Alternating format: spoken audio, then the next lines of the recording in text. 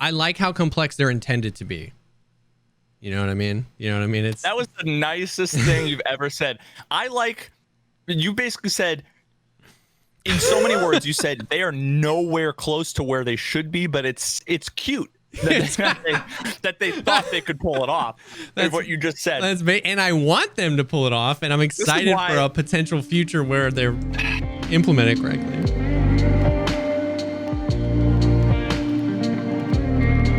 What's up, everybody? Welcome to the PogCast, a show dedicated to talking about all the poggers things in life, like music, content creation, and video games, with a heavy focus on the first-person shooter Escape From Tarkov.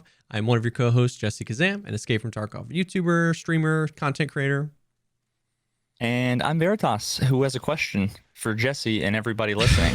Do you like heavy metal or rock or prog, those genres? Yeah, I used to listen to a lot more. It doesn't matter. Okay. Do you like apples? Yeah. Okay, well, how the fuck do you like these apples?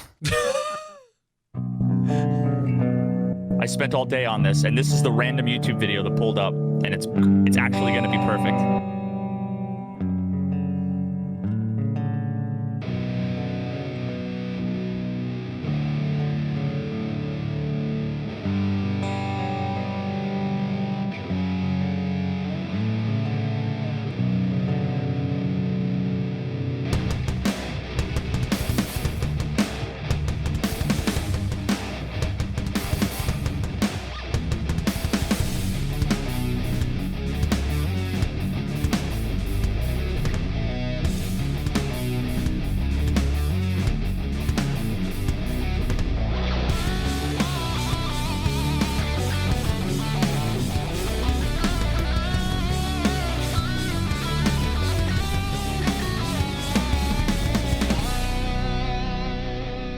I worked on a song today for some fucking dumb internet Instagram competition, and the song came out pretty sick, and I was like, cool. I just typed in the most badass video ever in YouTube, scrolled down and clicked one, and it was the Star Wars guy. Please.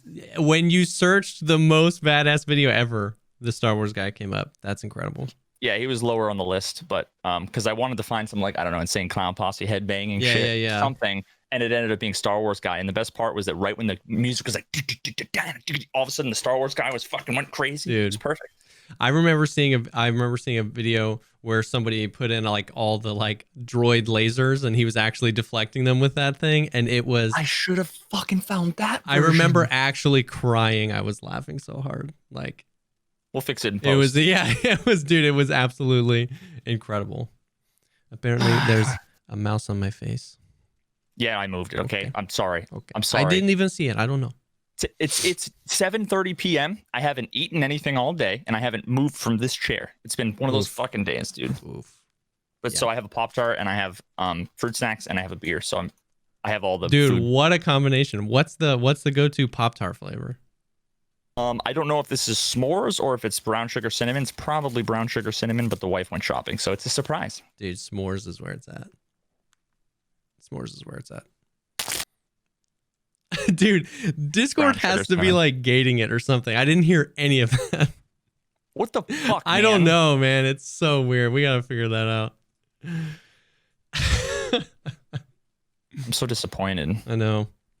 I'll send you the Foley work, I guess, in post. Yeah, the foil. Yeah, send me the Pop-Tart foil. The Foley foil. Foil.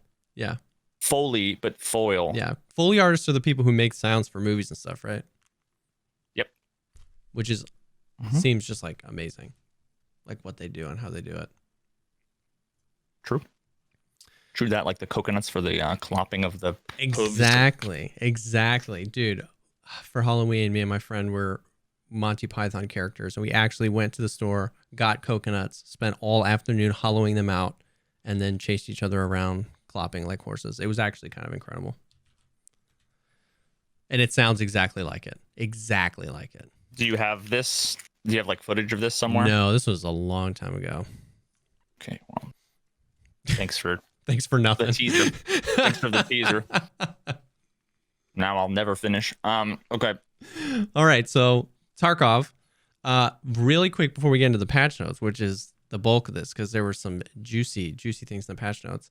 How has your experiment been going, if you want to talk about it, with the changing up your servers and the game feeling better? Because I also tried this experiment. Yeah. Yeah. And So I want to know if it's like been continued to be confirmed, or if it was just like now after 3 days the game just feels like garbage again. So here's what happened.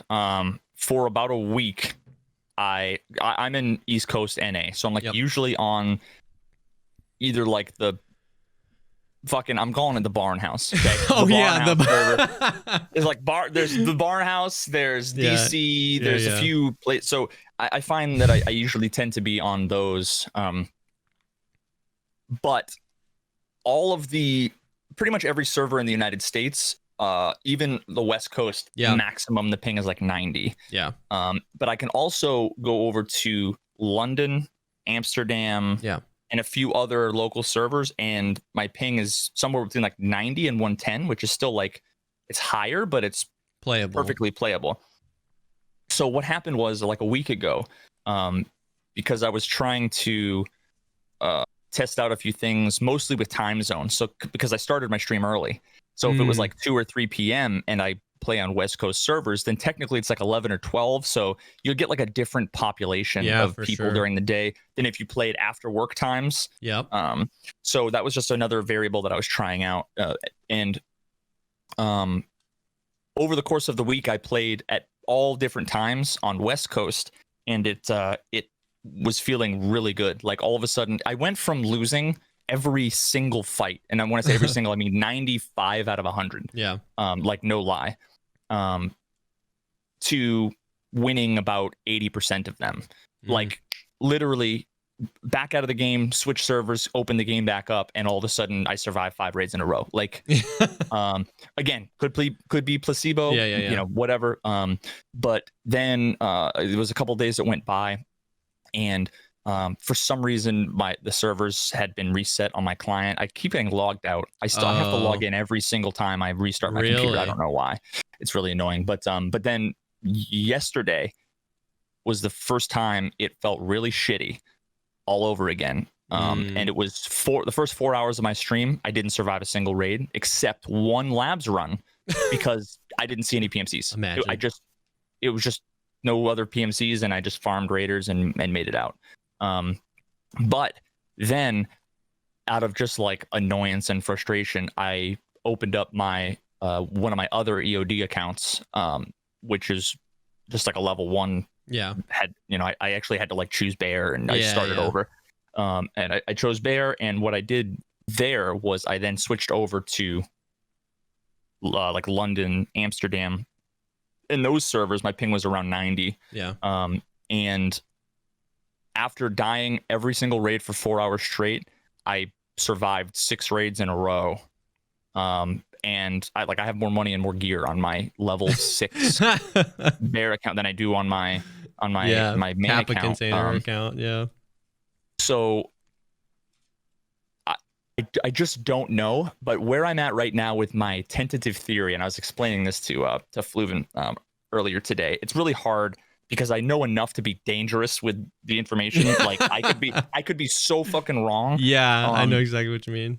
But just imagine the internet as a bunch of fucking towers with wires connecting, and there's one here, there's one here, there's one here, and then there's like servers, right, with wires connecting the servers to the fucking towers, and that's the internet. I'm envisioning like there's clusters of servers in different parts of the country, and there's like certain lines and routes and paths along the different ISP infrastructure that you have, that like I wonder if there's problematic clusters and connections to those clusters, like whether or not there's like issues with wires, like literal actual wires, like buried underground or whatever. Because there have been times where there's like the San Diego fucking cluster of Comcast is down, can they do repairs and stuff? Because that would at least something like that, where there's some connection to clusters of servers that aren't either reliable or inconsistent, or maybe some of them are just bad. That would explain why people in similar areas at similar times can experience different inconsistent results, but then switching servers, because I'm not the first person that switched servers and seen a feeling of a difference where people aren't like skipping around and the game just feels different when you compare clips. It's different.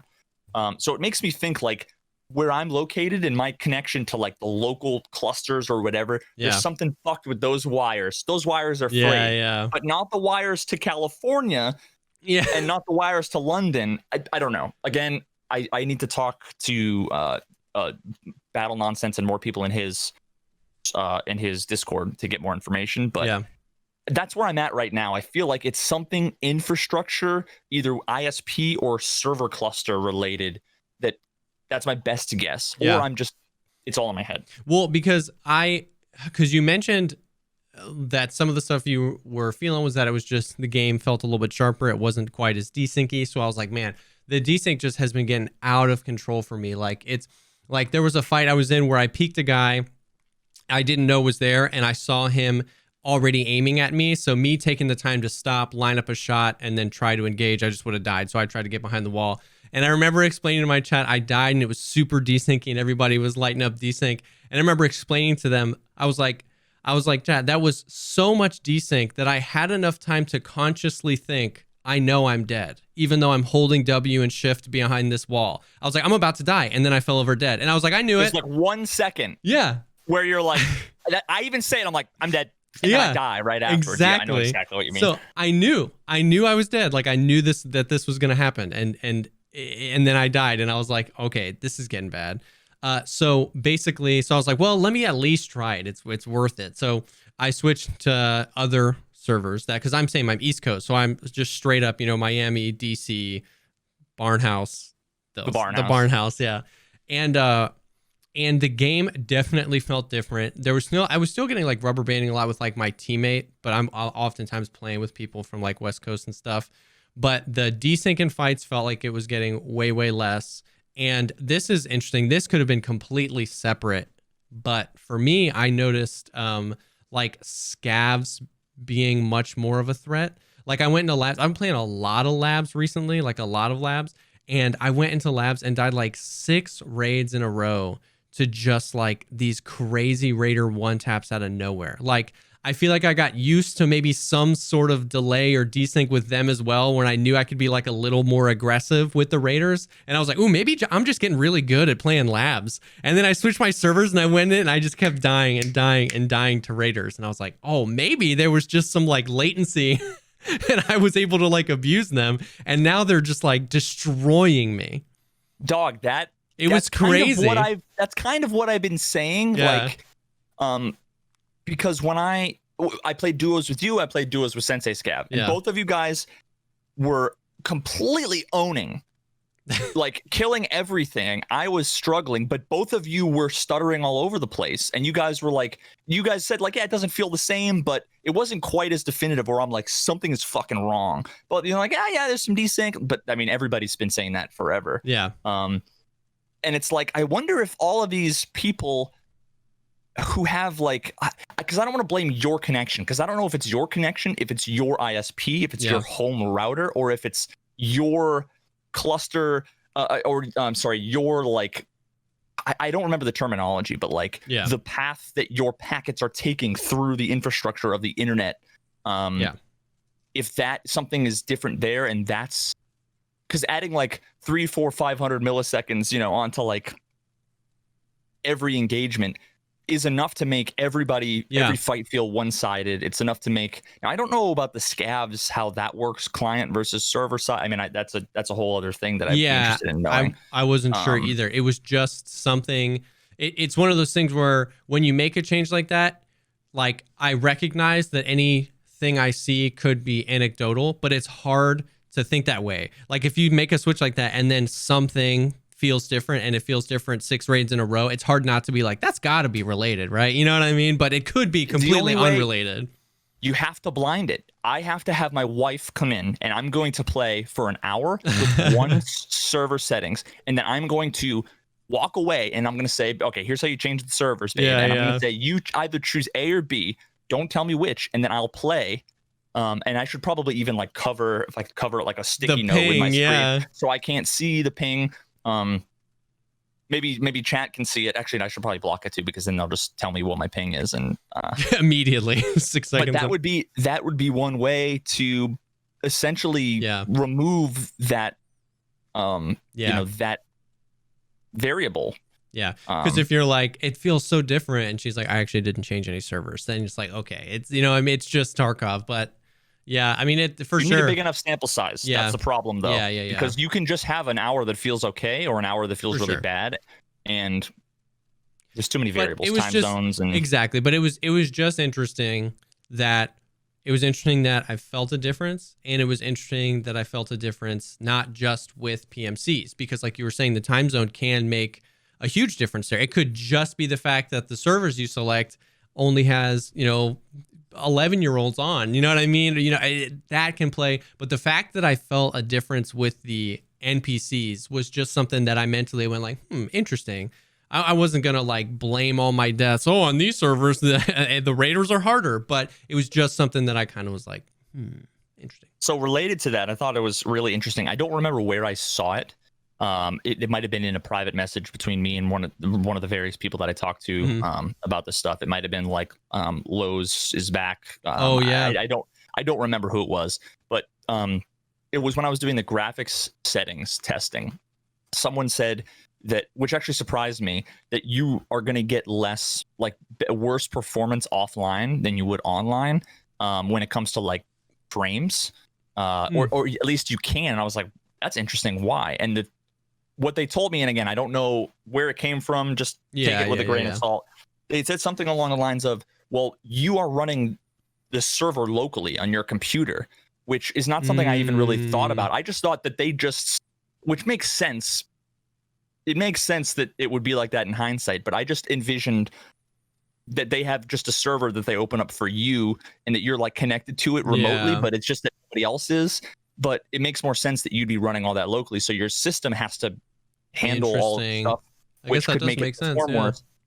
But that also, that also makes me want to like go into offline mode and fight some scavs on like as online difficulty and stuff, and see if they feel different. Because then that given that the server is locally, then that might eliminate the variable that you said, where you fight a raider or whatever. I don't know, just a thought. It could. I'm not sure. It feels like it's all worth testing. I mean, it feels like it's all worth testing for our own knowledge, but then sometimes I'm like, will this do anything? I don't know. But it was something that you mentioned. It was something that I switched over. So I'm just going to leave my servers where they are to the new ones, and just continue to kind of see how it feels.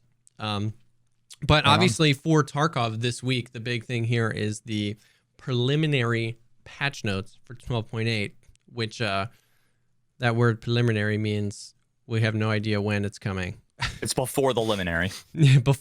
Preliminary. So these aren't the liminary ones. Those are coming next week. No, I'm just kidding. But semi-penultimate liminary. Yes. I mean, the very last thing it says is it's not this week. Need to polish everything. Preliminary normally means that there's a few weeks before the patch comes out. If they say, these are the patch notes, then it's normally pretty close. But I would still say, nobody knows, but I would still say we're a little ways away. But hopping right in, a lot of the stuff we can fly through, and then some of the newer stuff we can just kind of plant on for a little bit. But he mentioned in the podcast before, new Hideout Skills. We know what they're called now: crafting and hideout management. Crafting seems pretty self-explanatory. The more you craft in the hideout, the higher that skill goes up. I hope that means that it eventually shaves time off the crafting stuff, which incentivizes that.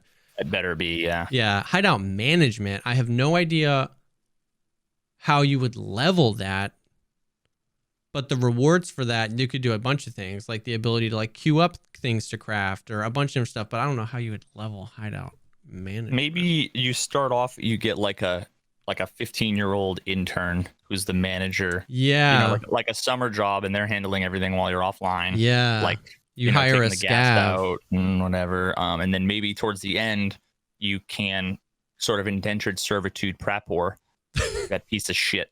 And then he's kind of like I'm envisioning. This was I'm sorry, I'm going to paint this visual picture for you, but have you seen Return of the Jedi? Of course. So I was picturing Prapor, and at Indentured Servitude, when I thought of Prapor, I combined Jabba the Hutt and Princess Leia. So like, imagine Prapor, but like, maybe he's showing a little bit of skin, and he's as wet as Jabba the Hutt was, but he's wearing a Princess Leia kind of metal bikini. I needed to share with you the visual. Why would you say that? Because it was in my head, and it's like a purging, sort of an exorcism. So you're welcome. And now that that's gone from my psyche, and I've purged it, it will burn my psyche for the rest of time. The fan art's coming. So yeah, hideout management. Yep, super excited to see Prapor in the bikini. We got the compass, which we know about. We're excited. We got the heavy bleeding, the consumable items, the fast backpack drop, all the stuff we knew. New bear voice. That's cool. Oh, and new faces for scavs. Interesting. New clothing. That's cool. Voices for scav boss. This is something they didn't, except Killa. I guess Killa gets no love, but Glukar, Sanitar, and Rashala, I guess, are going to get their own voice lines now, voice taunts. Oh, so you'll know that it's them and not just a scav taunting, which I think is a really cool idea. It's cool. It'd be cool to like get to know their voice and be in dorms and you hear Rashala taunt and you're just like, oh, they're here. You know what I mean? What? I didn't hear that. You didn't hear me yell like a extremely high pitched. Wait, really? I did. Oh, dude, something is going. Something is weird. I was like, "Hey, man!" Hey! I heard that. Like how intimidating Rashala would be, and somehow you were like, "I didn't hear you." I'm like, "Wait, were you being sarcastic because I blew your eardrums out, or because you genuinely didn't hear me?" Yeah, I know. I thought about just guessing what a response would be, but then I was like, "Oh, if I get it wrong, that'll be rough." Ooh, you wanted to pull the same strat that you pull when like you're not listening to your wife. Yeah. And she was like, and you're like, yeah, totally. Like that sucks. And you're like, it's either like, damn, or yeah, or that's hilarious or something. Yep. Yeah, I thought about that, but I couldn't commit. New character animations in the menu on loading screen inventory. I don't even think I realized that. I guess. I don't know, yeah. So they did mention that they were gonna. One of the things later on, is you're gonna see your squad mates. Yes. In the so sick. Maybe it's that. Maybe you're maybe there's doing cool. Yeah, there's things. more things because all he do now is just like look left and right every once in a while. Yeah, that'd be cool if like you just like check the chamber every once in a while. Oh, that'd be sick. That would be sick. Okay. New clothes for you, Second Bear. That's cool. New equipment. That's all the stuff that they showed. New backpacks, armors, chest rigs, helmets, stuff like that. We are getting the new pistol, the new KFB rifle, and the shotgun is the third surprise weapon. It was interesting. He said he wanted it to be a surprise and then put it in the patch notes. So it's not a surprise at all. But it's the KS-23 Someone shotgun. Got fired over that, probably. Yeah. I said surprise. Which I'm pretty sure is like a sawn-off shotgun or like a I don't know. I was actually, funnily enough, I was working on some videos earlier in Deadly Slob's chat, and Nikita came in, and Deadly asked about the shotgun, and Nikita was saying that it's like there's like steel core rounds for it that are gonna be like gonna wreck armor. That's what he said, and then he was like, I gotta go buy. And Deadly was like, what? So there's going to be it's a pump action. So no one will use it. Is there a picture in the patch notes? But no, has there been a picture anywhere? Copied it and then Googled it. KS-23 it was. Let's see. What does it look like? It looks like a piece of shit pump action shotgun. Yeah, exactly. I think pumps don't really get utilized in Tarkov. I don't know. Maybe if this has some specific ammo. I mean, it's a 4-gauge shotgun. Oh, so it's gonna have, we think, its own caliber. Yeah, because the pump actions, they don't provide any other than price, and even then they're not like drastically cheaper. Exactly. There's no benefit you get from not running a Saiga or a 153. A 153, absolutely. absolutely. But if this has some, pretty nutty rounds, then maybe there'll be a reason for it. So, so yeah, new mods for various weapons. We got the 3 new weapons. New weapons are cool. You know what I mean?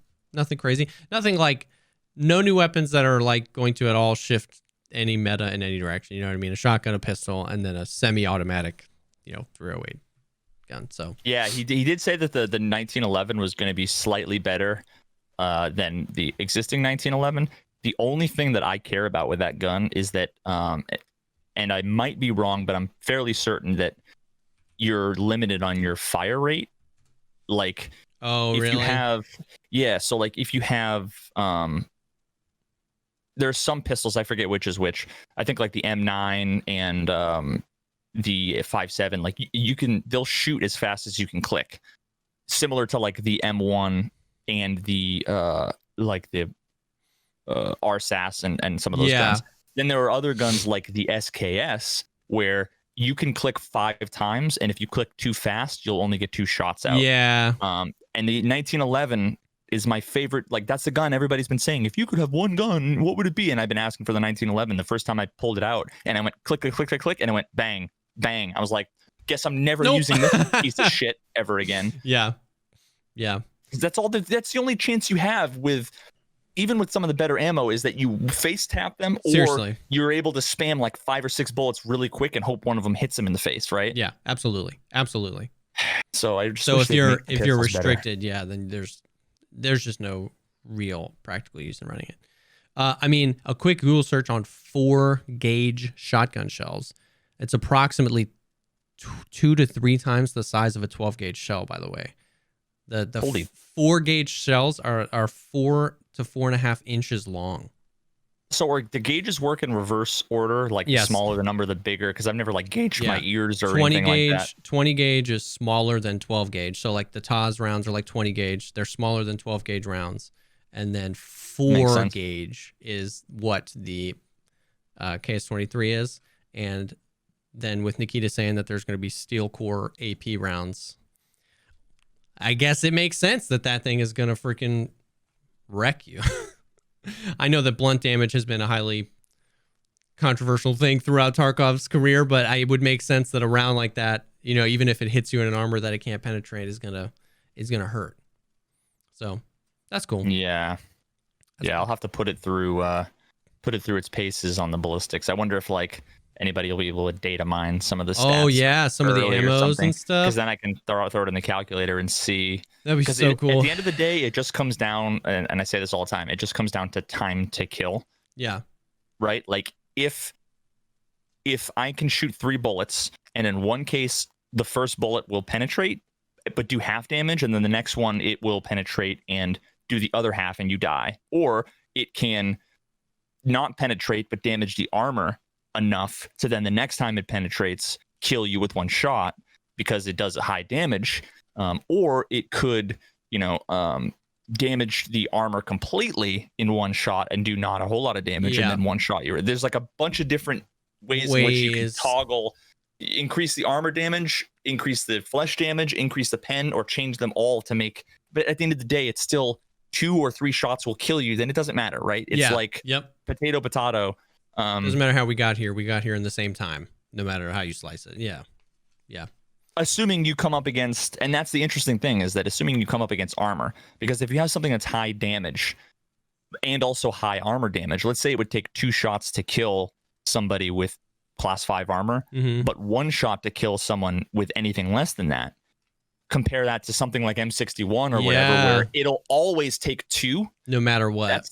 That's the only thing you have to. The biggest thing that was my biggest takeaway from my ballistics testing that I did was, with higher penetration, all you're doing is if you had infinitely high penetration, that would just mean that it's the same shots to kill whether you're naked or you have class 27 armor. It doesn't matter. It's still 5 shots.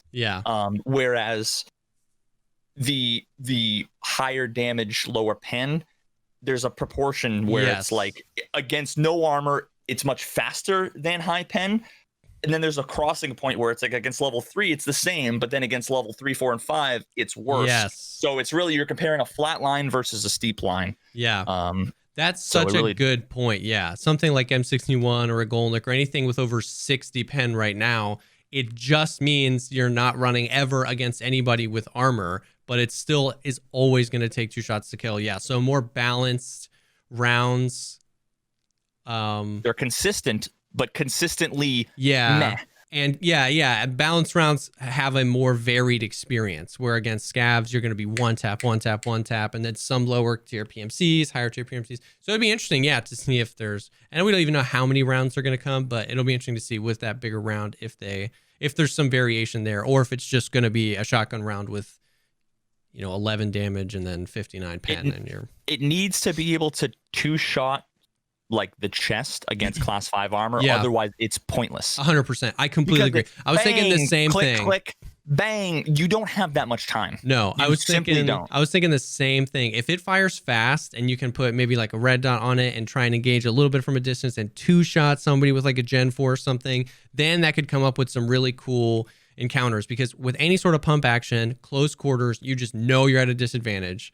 You know what I mean? You're shooting, 11 rounds a minute, and an HK shoots 900 or whatever. It's like, so you have to give it some sort of reasonable context where using it could be efficient. You know what I mean? Right now, there are no contexts really in which pump actions are ultra efficient. So if it's going to be a pump, you have to give it ammo that gives it at least certain context where it's like, ooh, this would be sweet right here. So exactly. Moving in, the next huge section is quality of life changes, where holy cow, there's a bunch of stuff, a bunch of random stuff, a bunch of like small things the community's been asking for, a bunch of stuff that we haven't even heard before. But I'm super excited. The first one, redesigning the group gathering screen. Now you can see the character models of the group members with nicknames. So we're assuming this is something like similar in Call of Duty, where when a dude joins in your party, you can actually see that character walking around and doing the thing. And so I remember when they did that with PUBG. Oh yeah. Like the first time, I vaguely recall like all of a sudden being able to see like everybody. Yeah. They did it differently, and it was like, it always felt kind of cheesy for some reason, where it's just like there's always one guy with some goofy ass bullshit like a big afro or whatever. With the character customization in that game. But it'll be cool to see how it is, and how, like you were saying before, how that links with the other animations that they may add. I added the display of the object resource in the quick use panel. So it took me a while to realize what that was, but I think that means like when you bind your Salua to number 4 on the top, there's that panel, like you'll actually be able to see how much of your Salua is left up in that panel. Oh, so you'll know when you're, without having to tab in. I'm assuming that's the quick use panel, and the object resource is going to be your splint or whatever. It makes perfect sense. Yeah. So, which is kind of nice. I disable that. I have that stuff go away when I'm not using it, but it's nice. Same. This is super cool. Basically, the next one, the long and short, is when you are modding a weapon, if you take like a flashlight mount and you just click on it and start to drag it to it, like with a gun open, the places that can be attached will have green boxes around them in the weapon modding thing, in the attachment thing. So the gun will actually show you, if you've clicked on something, if it is compatible, where it's compatible, and it'll show orange if it's, or yellow if it can be combined with another mod to be installed on that weapon. So I think that's huge for newer players who are trying to learn weapon modifications. So you said so it's going to be yellow if it can be combined, and otherwise it'll be green if it can just be added. Yeah. But see, the thing is that the only thing that is not a mod is the lower receiver. And you can't, at least last I checked, there's really not much you can add to a lower receiver in raid. Oh, right? No, like this is out of raid. This is in the stash. This is your inventory.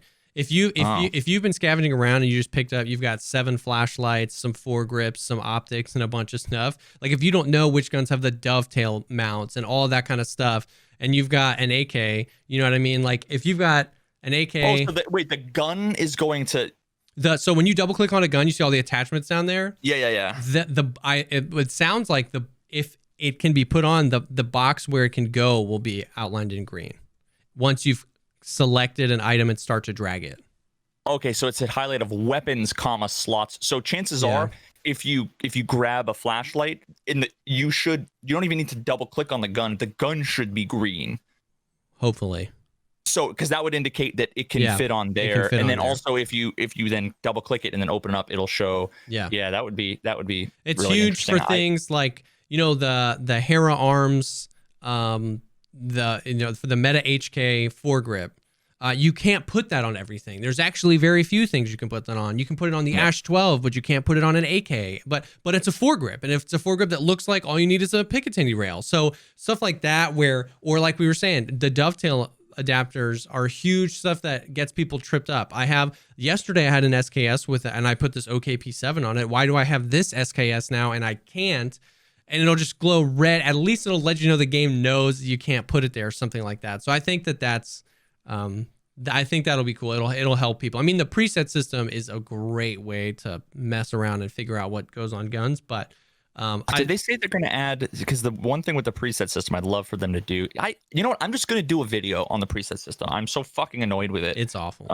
I need to do a video like here's what the feature should have been if I were to design it. And one of the things would be you just see the stats of all the things. Like when you do the drop down, show me the stats. They're halfway. They're coming halfway. Okay. Which we'll get to. I don't remember where it is, and I don't want to say it because I don't remember exactly how it's worded. But I'm pretty sure they're meeting you halfway there. They're not doing it where they're showing all the stats, but they're meeting you halfway. The only other thing I want them to do is that when I put a fucking laser or flashlight on the gun, I want it to default to the right side, not the left side. Dude, who wants it on the left side? There's like two guns and two things in the game where like that works. Actually, you know what? It's the front rails. Yeah. All the rails that nobody uses that have been in the game forever, like that short square gold one. Everything goes on the right, the proper side there. But everything that's common, it always goes to the wrong. It defaults to the wrong fucking thing. I don't get it. Maybe I don't know. Maybe it's tactical or something. The next thing is what they showed off in the podcast, where in the top left, your little guy will actually glow green if your health is okay, yellow if it's, and then red down to stuff blacked out, so you can know when it's blacked out. Options in the game to select the principle of displaying the combat interface elements, always hide or always show, quick access, endurance. Okay, so now you can, basically it's saying that separately now, independent of each other, you can turn on or off the preset bar, the health guy up in the top left, and your endurance and crouch status. Does that make sense? Is endurance so I wonder if those are discrete things.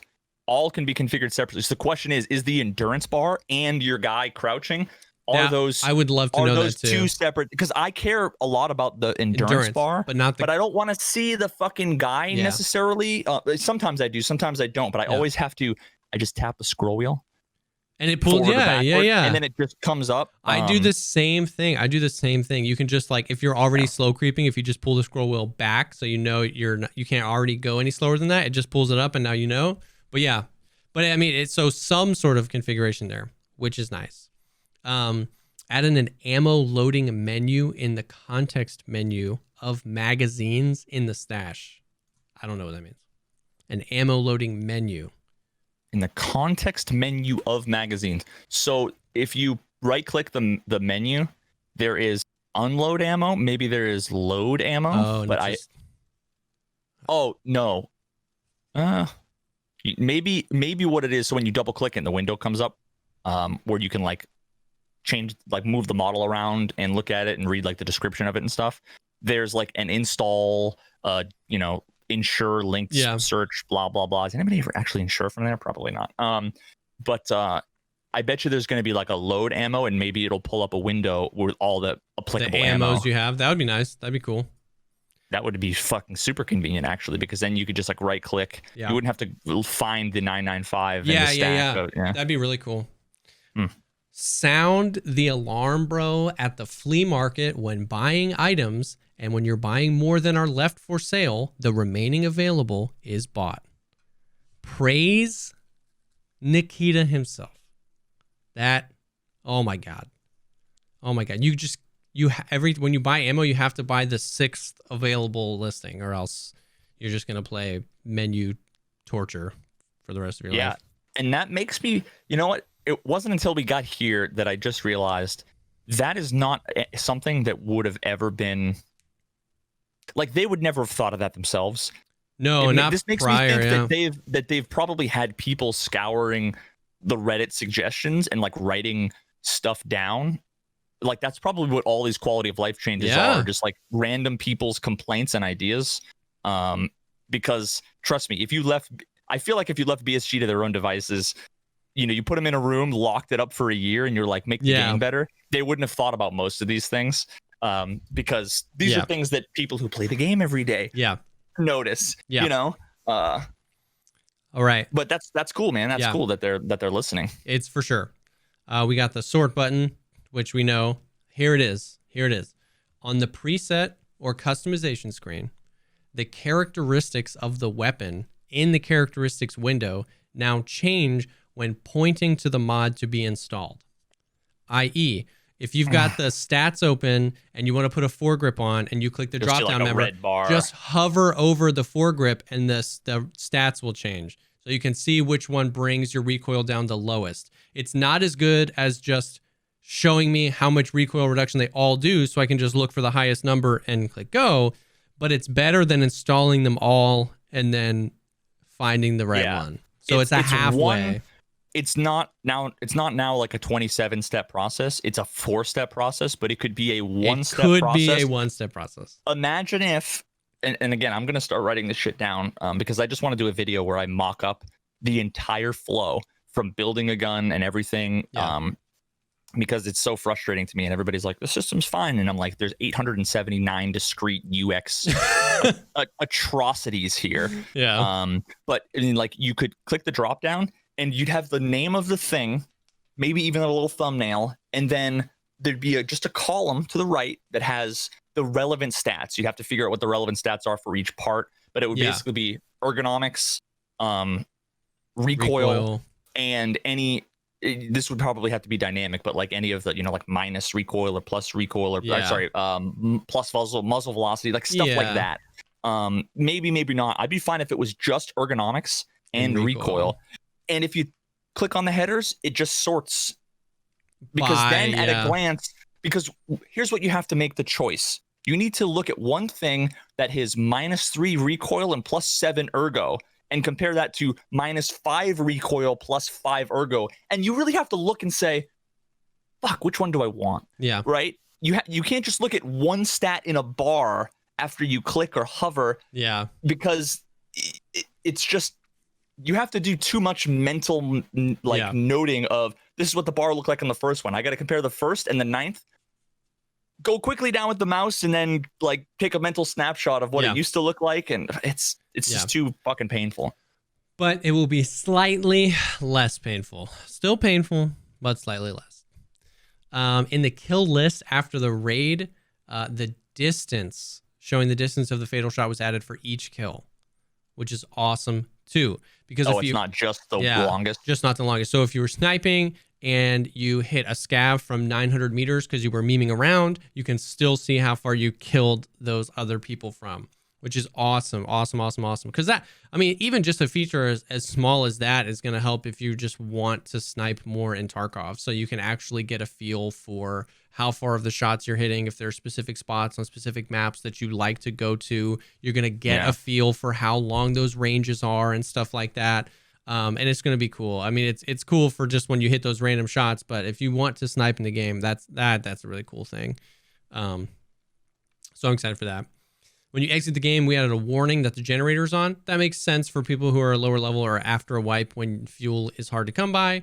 I never. Do you turn the generator off? Never. I don't think I always have just like Bitcoins going, I guess. So I always have, which I bet you it's probably super inefficient, because if you think like, I only have level 1 Bitcoin farm. I just don't care about it right now. I only ever get 1 or 2 max overnight. But if like, I wonder how much, I need to calculate how much fuel am I burning.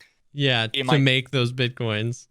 If like while I'm making the Bitcoin, it's like I'm making profit with the fuel. But then as soon as the fuel runs out, as soon as you make the Bitcoin, As soon as as soon as I make the Bitcoin, and then yeah, I don't know. That's weird.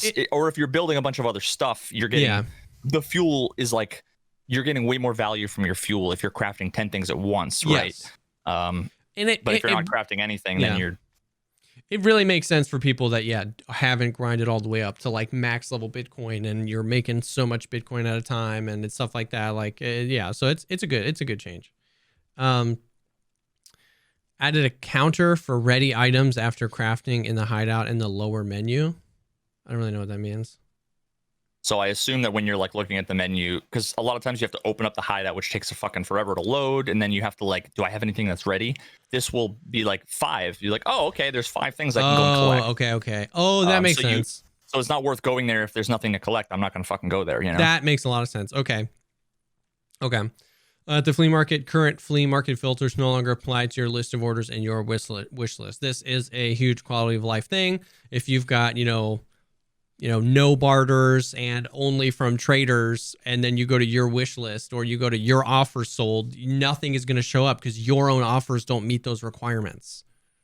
Does that make sense? Oh, yes. I was thinking that like 2 days ago for the first time. I was thinking about how annoyed I was that the filters stay when you go between the different tabs, and they're never relevant. Never. So now when you go to your wish list or your offers, it's going to delete the filters, which is just 100% quality of life. It's just less annoying. But when you go back, will they be? It should save them. What they were before. I would imagine it would save them, but God only knows. That's a subtlety that I'm not. We'll see. We'll see. Sorting goods by category is now reset when moving between merchants. This is awesome because when I go to buy a gun from, and not a whole lot of people use these, but because people use the flea market a lot. But when I go to like Peacekeeper and I'm buying like my MP5, I just sort by weapons because it's easier for me to find it, and then I buy it. And then when I go to Skier to buy ammo, it's just sorting by weapons. So it's just going to reset that. It's just, once again, small quality of life. I like it. The width of the scroll bar in the stash, merchants, and assortment is increased. So I think that just means it's wider now, your stash and the merchant stash. Yeah, it's like 2 fucking pixels tall or wide. Yeah. Yeah. A hotkey to unload the chamber, which is cool. You've always been able to do it, but you've had to go tab in and pull the round out, right? So this is the thing I'm most excited about in the entire patch notes. But at the same time, I'm now also disappointed because like if you had a time machine, right, and you could take like your laptop back to the 1200, like the fucking 12th century, or whatever, they would think that you were a fucking god wizard. Yeah. Every time I would quickly open up the thing and check the chamber and do this animation, everybody would fucking be like, what was that? Because they've never, it's such an arbitrary bullshit. Yep. So like now it's going to be a lot easier to do the badass cool thing, but everybody's going to fucking do it. So it's no longer cool. It's crazy. Is it not crazy to you that some dude spent time out of his life for every weapon in this game, animating, taking the round out of the chamber, catching it with that really cool thing, and 3 years of game time goes by before you can just do that with a hotkey? It's like, dude, that's only happened 7 times, and it's all 7 times were times you did it. And it's like, dude, so Sven is pissed. Like either that or he's finally rejoicing in his grave. Like the only work that I did 5 years ago before I was let go for not producing anything. Yeah, exactly. Now sees the light of day. Yeah, so I'm super excited about it. I think it's cool. Another hotkey to rechamber it. That's dope. Sent friend requests can now be canceled, which is fuck nice. I've got like 27 friend requests, mostly from cheaters that I wanted to fuck with after the fact that I cannot delete. Yep. Since like 0.5. Added accept all invitations button, which I guess is nice. Accept all your friends. Oh, gotcha. Yeah. Popular. Mr. Popular over here. Mr. Popular. After the death, on the post-raid statistics screen, your character is now displayed in the equipment with which he was killed. I think that means... Oh, because I think you're shown naked, right? Are you shown naked? Are you shown naked? Yeah, maybe. I was wondering if I kill somebody and ditch my stuff and grab their stuff, is it going to show me in their stuff like exactly what I was wearing when I killed? It should show you what you were wearing when you died. Yeah. Whereas I'm pretty sure it just shows you standing there with a hatchet. But it's either that or it can't be what you loaded in with. I can't remember. I think it is. I think it is naked. I think it is. Nice. Remember that prop war thing that you forgot? Why would you do that? Remember that prop war thing you forgot? Remember Leia? Don't ever say that like that. Remember ever again. Remember Jabba? Stop it. If the weapon has no magazine and there is no cartridge in the chamber, then by pressing the reload button, the cartridge is now charged into the chamber. If there was a bunch of rounds in the pocket or vest. Okay, wait a minute. Let me read that again. What that means? You read it again while I try to find it. Oh, what it means is if you can single chamber any weapon now. It has no magazine. Yeah. Okay. So if you find if there's a magazine and you do Control R, it will chamber. It will actually. Wait a minute. Will it? What was the hotkey before? Was that chambering around or was check chamber? You can't put a. Oh, I'm so fucking confused now because now there's multiple things, right? You're standing there with a gun with a magazine in it, but there's nothing in the chamber. You can actually get into that state with a little bit of wizardry where you put the gun in your backpack, unload the chamber, put a magazine in it, and then put it on your person, and then put it in your. Oh, as soon as you equip it, you chamber the round. Yeah. So never mind. So the question is, does it chamber around or? I think what this means is that like if for some reason you had an AK with no magazine and then found a box of BS, when you hit R, it's going to put one round in the chamber and then you could shoot that one round and then you can hit R again. It's like in DayZ where you actually never find a magazine for the gun that you're actually using and you just have to single chamber your Glock for 9 years. It's kind of like that now. I don't know how many situations you'll get into, but I'm not mad about it. It's cool. I did this the other day where I picked up an M4 and I took all the mags out from a guy that I killed, emptied the mags, so I had all the 995, put it in my Gamma, so I just had the gun, but I just discarded all the mags, and then later it was like I had a shotgun as like my primary, and then this M4 with 995. I'm like, fuck, I have no mags, and there was somebody around, so I'm like, put one in the chamber. I only actually had one, I think, bullet in this scenario or something. That's cool. And it was just like, now you can go one by one. That's really interesting. Yep. So that's pretty cool. Yeah. It's another once again, it was like, oh, that's cool. Like, yep. Wow, it works the way that it should have always worked. Wait a minute. Outside the raid, the stash can now be opened and closed by pressing the tab hotkey. This is nice. No matter where you are, if you're in the flea market, in the traders, in the hideout, you just press tab. There's your stash. That's dope. Somehow I feel like that's going to be annoying if I try to like Alt Tab or something. Oh, maybe. When I'm like in the preset system and I hit Alt Tab and it's just going to like quit without saving. I don't know if I'll use it. Maybe I will. I always just hit Escape and then hit Character, I guess. I don't use the bottom buttons as much as I should. I don't either. I only use it for Hideout. That's it. Yeah, I don't use the bottom buttons either. I'll be interested if this gets worked into the workflow. To make it just quickly get to my stash. Add a display of found in raid status for canisters in the hideout generator area if the canister is found in raid. Oh, so okay. So if you've got 6 blue fuel containers in your generator, it'll show you which ones are found in raid. I guess that didn't happen right now. Interesting. Okay. I don't know. Yeah. The empty button is displayed as the last item. Drop down menu of the canister selected for the generator. I don't know. 2 up from optimizations. Now the empty button is displayed as the last item in the drop down menu of the canister selection for the generator. Canister? Okay. Oh, okay. I got that. I got it. When there's nothing there, it says none. Yeah. Well, okay. So if you have something in there, when you click the drop-down menu, the very first thing it presents you with is like a nothing slot if you want to empty it. And then after that, it shows you all the available fuel you have. So but it's not a list. It's a tree or something. It's weird. Yeah, so like if you click on the upper left-hand one, right now I'm looking and I have 2 fuel containers. Yeah. So to the left of the box that I just clicked on, there's nothing. And then to the left of that is a blue container. Yeah. And then under the other one is fuel. So it's like a weird L-shaped thing where it's like the closest one is none. Yeah, the nothing one will now be the farthest away.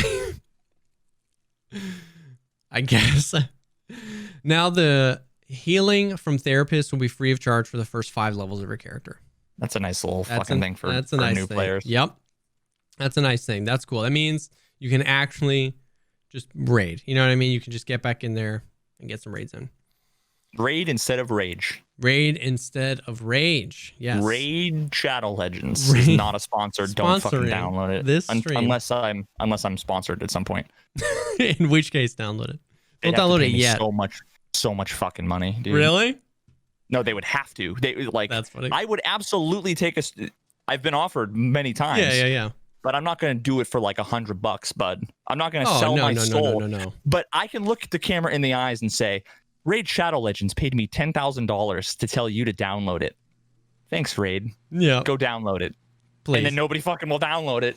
And it's like, listen. I told them. That's funny.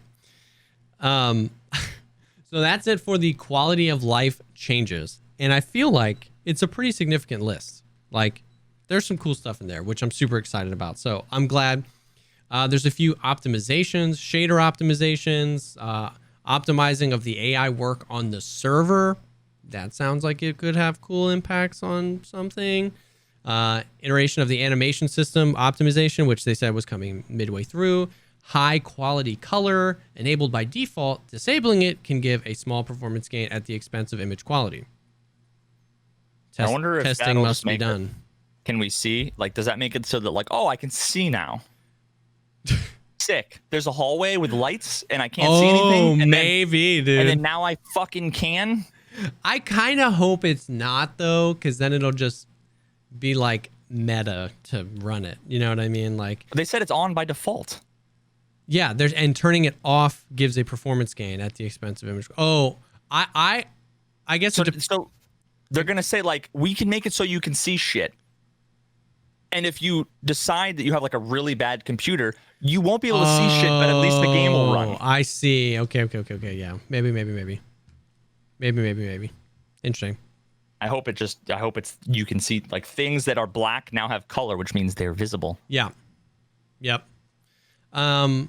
Some AI improvements, nothing crazy. Weapon swaying. Okay, I actually really like this. Thank God. Weapon sway to bot movements. So now they can't just be laser beams while they are strafing and shooting you. I'm assuming that that's what that means. That they're subject to the weapon sway that we get while they're moving.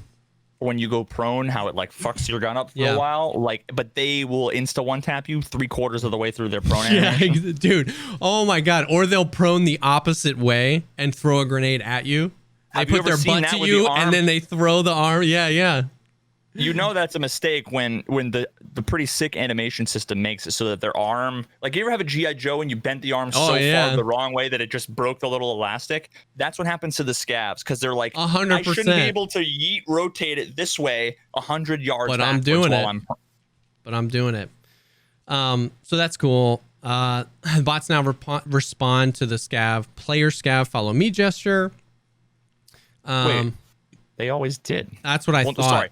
Maybe they didn't. It's not that they always did. It's that they sometimes did. But I honestly thought that it was like a, what's their like complacency? Yeah. Well, maybe because it said improvements, so maybe it'll happen more or less often. Fix the bot behavior in combat when its target is outside the door. That happens all the time. Scavs try to wallbang you.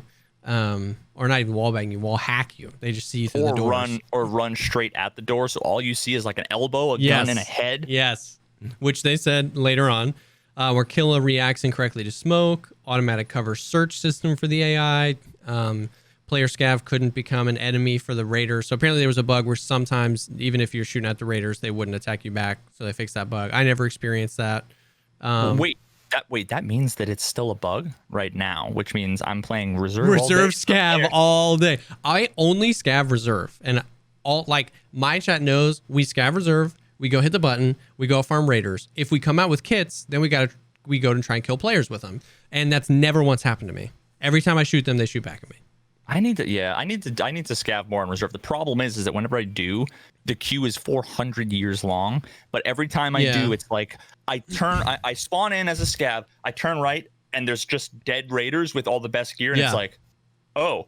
But I always just go factory because it's like really quick and easy to get in and out. For sure. The loot potential on reserve is just insane. You don't ever have to touch a PMC. You pull the button, you get raiders. If you know how to, you know what I mean? As long as you're not getting third partied or get one of their just absolute insane grenades, and you know how to fight raiders, you bop a few, you get some cool stuff. It's yeah, I only scav there. It's super fun.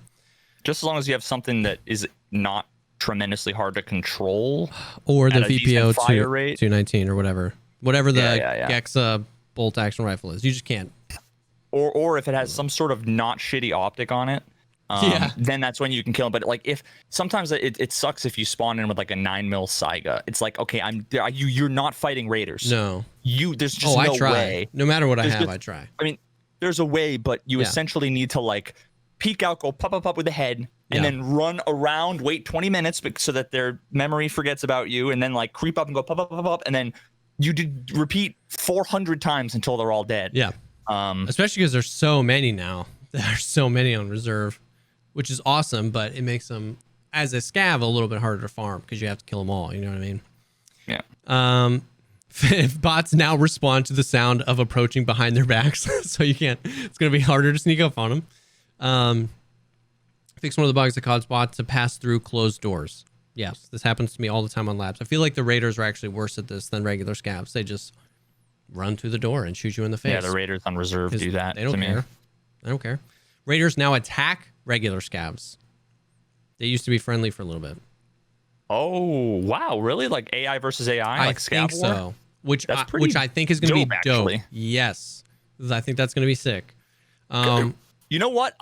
I'm actually super excited because that means that the Taz scav is going to 180 no scope the raider, and then now I'm going to be able to, like, you're just going to come across dead raiders a lot more because everybody knows that the Taz scav is way more trained as a fucking military, for sure, soldier than fucking raiders are, or PMCs. Bots now respond to bear or USEC factions with appropriate phrases. I guess if you speak Russian, that's pretty cool, right? Like if you can hear what they're saying. Or if you I don't think it's that. Understand what they're saying. Well, it's not language, it's phrases. So like if they kill a PMC, they're not going to go bear down if it was a USEC. But these are bots we're talking about. Yeah, but they say like bear spotted sometimes, like well, raiders, but I'm thinking are even AI scavs. So it's like, so only USEC raiders will we be able to understand. But it just said bots now respond to unless you speak Russian. That's what I said at the beginning. I was like, if you speak Russian, this is really cool. Oh, I thought you were saying, okay, my bad. I like, what? My bad. I thought you were saying that they'll oh, wait a minute. I misinterpreted what you said and then also what the original thing was. So if I say like, hold your fire, they'll say no. And I say, hold your fire. They'll say no. I'll say, hold your fire. They'll say, can't fucking do. Like maybe that. So they're going to respond to them with appropriate phrases. Does that mean they'll respond to their voice commands, or does that mean like they just won't randomly say random shit that doesn't make sense, but they'll instead be like, I'm hit, or I think that's interesting. If you could have a conversation, there's no way they implemented that. No, but I think it's more just like, I don't speak Russian, so I don't, the plethora of scav taunts, I just don't know what any of them mean. But I'm sure some of them are like, like the one guy's like, we got bears and now we got scavs. You know what I mean? Like, I'm sure that there's like the scav version of that where it's like USEC over there, but in Russian. But now they probably just say that randomly. But now they'll only say that when they see a USEC. But you can't. But, okay, so but if you speak English exclusively, you're not going to be able to understand them. unless it applies to the raiders, and then you get a USEC raider that now maybe is going to call you a bear if you're a bear or something like that. I gotta ping Nikita, because this is gonna kill me, because the question What is, does when it they respond to the factions, is what they say. They respond to bear USEC factions. So the question is, are they responding to, like, what do they mean when they say respond to? This is why English is hard. Yeah. Are you saying they are responding to your talking to them, or they Yeah. respond to just your presence and the things you do? Exactly. Because that's two different things. And it's not clarified at all. Yeah. I want to have a fucking Turing test conversation with somebody, because then you wouldn't be able to tell between a raider and a PMC if you're like, hold your fire, and they say, can't fucking do. It's like, oh shit. Whereas before, that was always amazing when they said something that matched. It was always like the RNG, you know? Yes. It was funny where you're like, where'd you go? You know, or whatever. And they're like, left flank or something. It was like, oh shit. Like, that's cool, because it never happened. Yeah. Yeah. I'm not sure how to interpret that. It would be cool, because it sounds like what they're trying to do is get the AI in the game, whether it be scavs or raiders, to be more lifelike, and harder to distinguish from a PMC, and like more interactive to actually what's happening around them with some sort of context, which I just think if we keep pushing that direction, the end result is going to be sick. Fix a bug where killing guards did not change the role of left alive bots. I'm assuming that means it's a bug where if you kill a Gluhar guard, the rest of the guards don't aggro or something, like they're still in the state of rest. And that just didn't happen often, because I've never experienced that, but I'll have to look at I have the configuration information for different AI and different levels of AI and stuff. Really? Someone sent me a big fucking file. That's where you have the God, now I need to find it. There's the like % chance to instantly fuck parameter or something. It's my favorite. What? It's my favorite.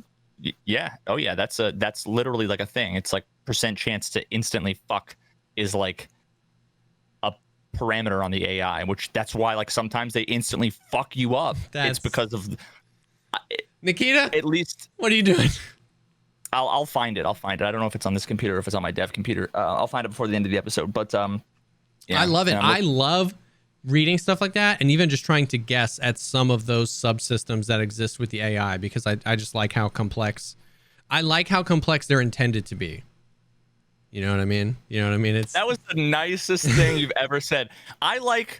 You basically said, in so many words, you said they are nowhere close to where they should be, but it's cute that they thought they could pull it off. That's what you just said. And I want them to pull it off, and I'm excited for a potential future where they're implemented correctly. That's why everybody likes you. Or not me, because I'm like, because they can't fucking pull it off, and you're like, listen, I think it's admirable that they have the ambitions to try to attempt something fucking impossible for their dumb asses. I'm just kidding. What? They tried. Yeah. Eventually. Soon TM. A bunch of fixed bugs. I don't know. We have to go through every single one of these, because so many of these are going to be stuff that not everybody realizes. Not everybody, because you know what I mean? Bugs are oftentimes relatively rare. Like a series of. Wait, I'm sorry. What? Okay, some bugs. You broke up. Some bugs. I thought I heard you said relatively rare. Some bugs. A series of bugs with the ability of characters to look through walls. That doesn't happen to me every day. Sounds pretty game breaking. I wonder if it's like a culling thing. Yeah. Or like sometimes if you're like standing in a corner on interchange and you turn right, the wall just disappears. Yes. Maybe like that. I've had a few. I know of a few places where you can get some assets to disappear, but not like walls. Like, you know what I mean? But I know what you mean. Bugs were invisible characters after spawning. Maybe that's. Oh, okay. That's why I die all the time. My enemies are invisible. All right, cool. So until 12.8 comes out, I always see them, unfortunately, skipping around. Until 12.8 comes out, that's why I die every time. With a missing display of weapon presets, no animation for picking up objects from a third-person view. Oh, okay, like if you're with a teammate, you don't see him like actually reaching to pick something up or unlocking a door. Characters not preset. I'm trying to find effect painkillers or stimulants was removed after the shown time. Oh my God! Wait, setting and removing mods now resets sight mode to correct a bug with aiming without image and lens. So there were times where a lot of times if I have like a PKO6 Yeah. and I kill somebody that had like a decked out RSAS or something, I'll take the sight off, and then later on I might be like, oh shit, I want to put the voodoo on this gun. And then like 30 seconds later I go to get in a fight and I go to aim down sights, and one of two things happens. Either it's completely black, or there's a JPEG. There's a JPEG, like it's a Polaroid, because as soon as I lift it up, what it does is it takes a still frame of whatever I'm looking at as a JPEG and just prints it in the middle of it. So it's like, what the fuck? And then the next time you look through it, it's totally black. And then there's nothing you can do to fix it. Now that I think about it, that was only ever on optics that had different settings. Yeah, that actually makes sense. That actually makes sense. Bug when the inventory broke down and caused an error in RAID if you remove something with the delete key, which that has happened to me. If you're just trying to quickly ditch a bunch of stuff, sometimes it just freaks out, and now like the weapon slot is bugged and you can't put anything there or something like that. Where the explosion of frag grenades did not impose a contusion effect. Can they impose an audio effect? That would be awesome. That would be a clutch. That would be good. True. Does that happen to you? It happens to me all the time. I restart my game like 4 times a night because I can't hear grenades blow up. What, the silent grenades, or are you talking about the contusion effect? No, I'm talking about the silent grenades. I was talking about what I was memeing on. Just that I feel like all the time I just can't hear grenades blow up.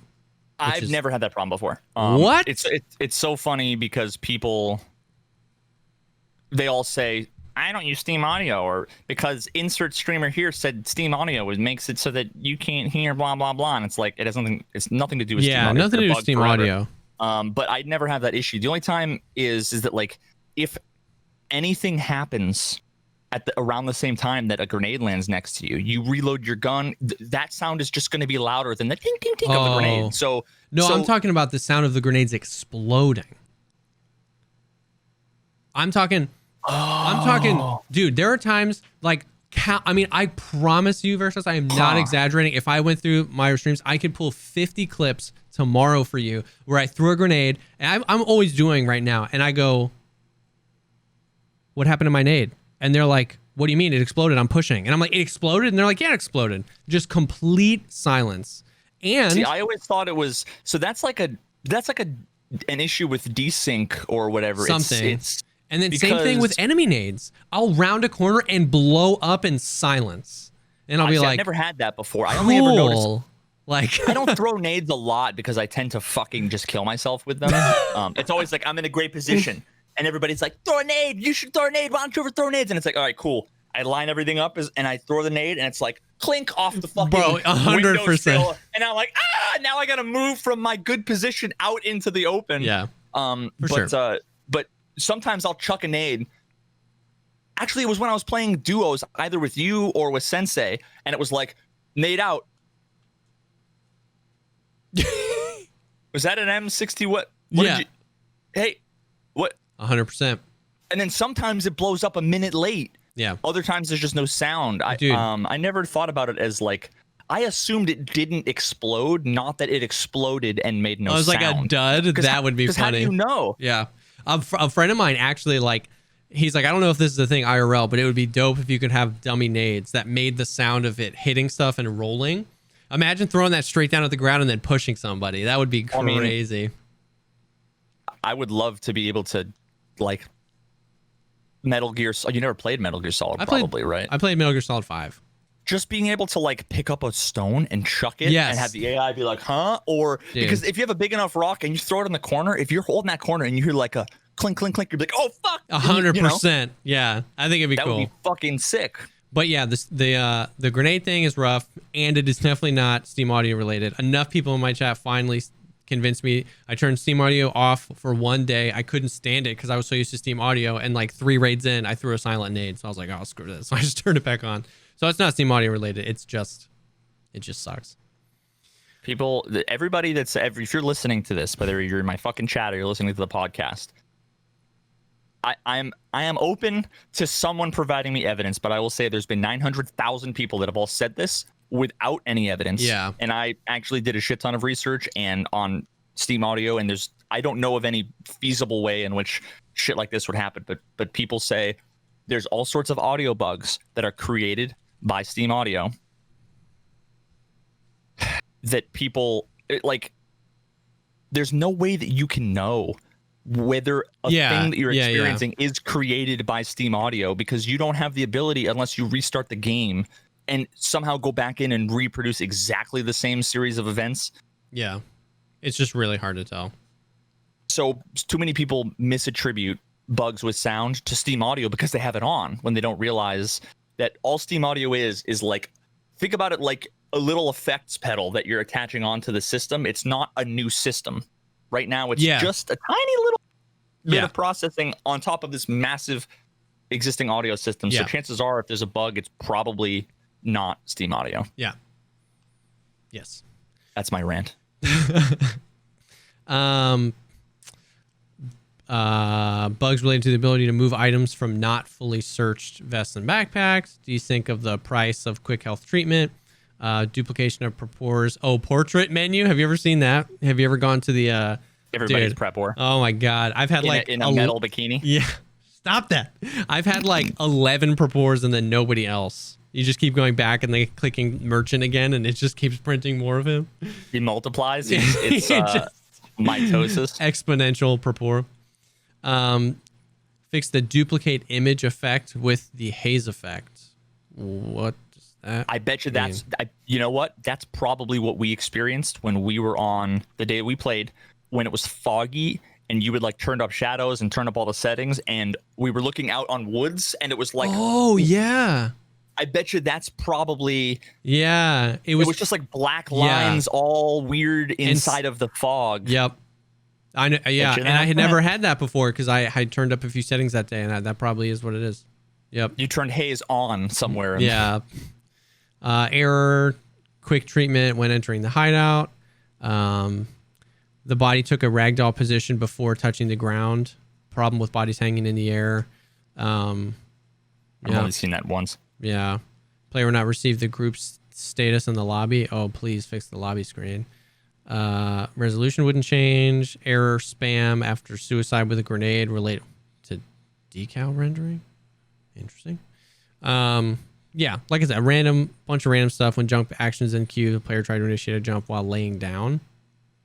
I've never had that happen. I've never tried to jump while prone.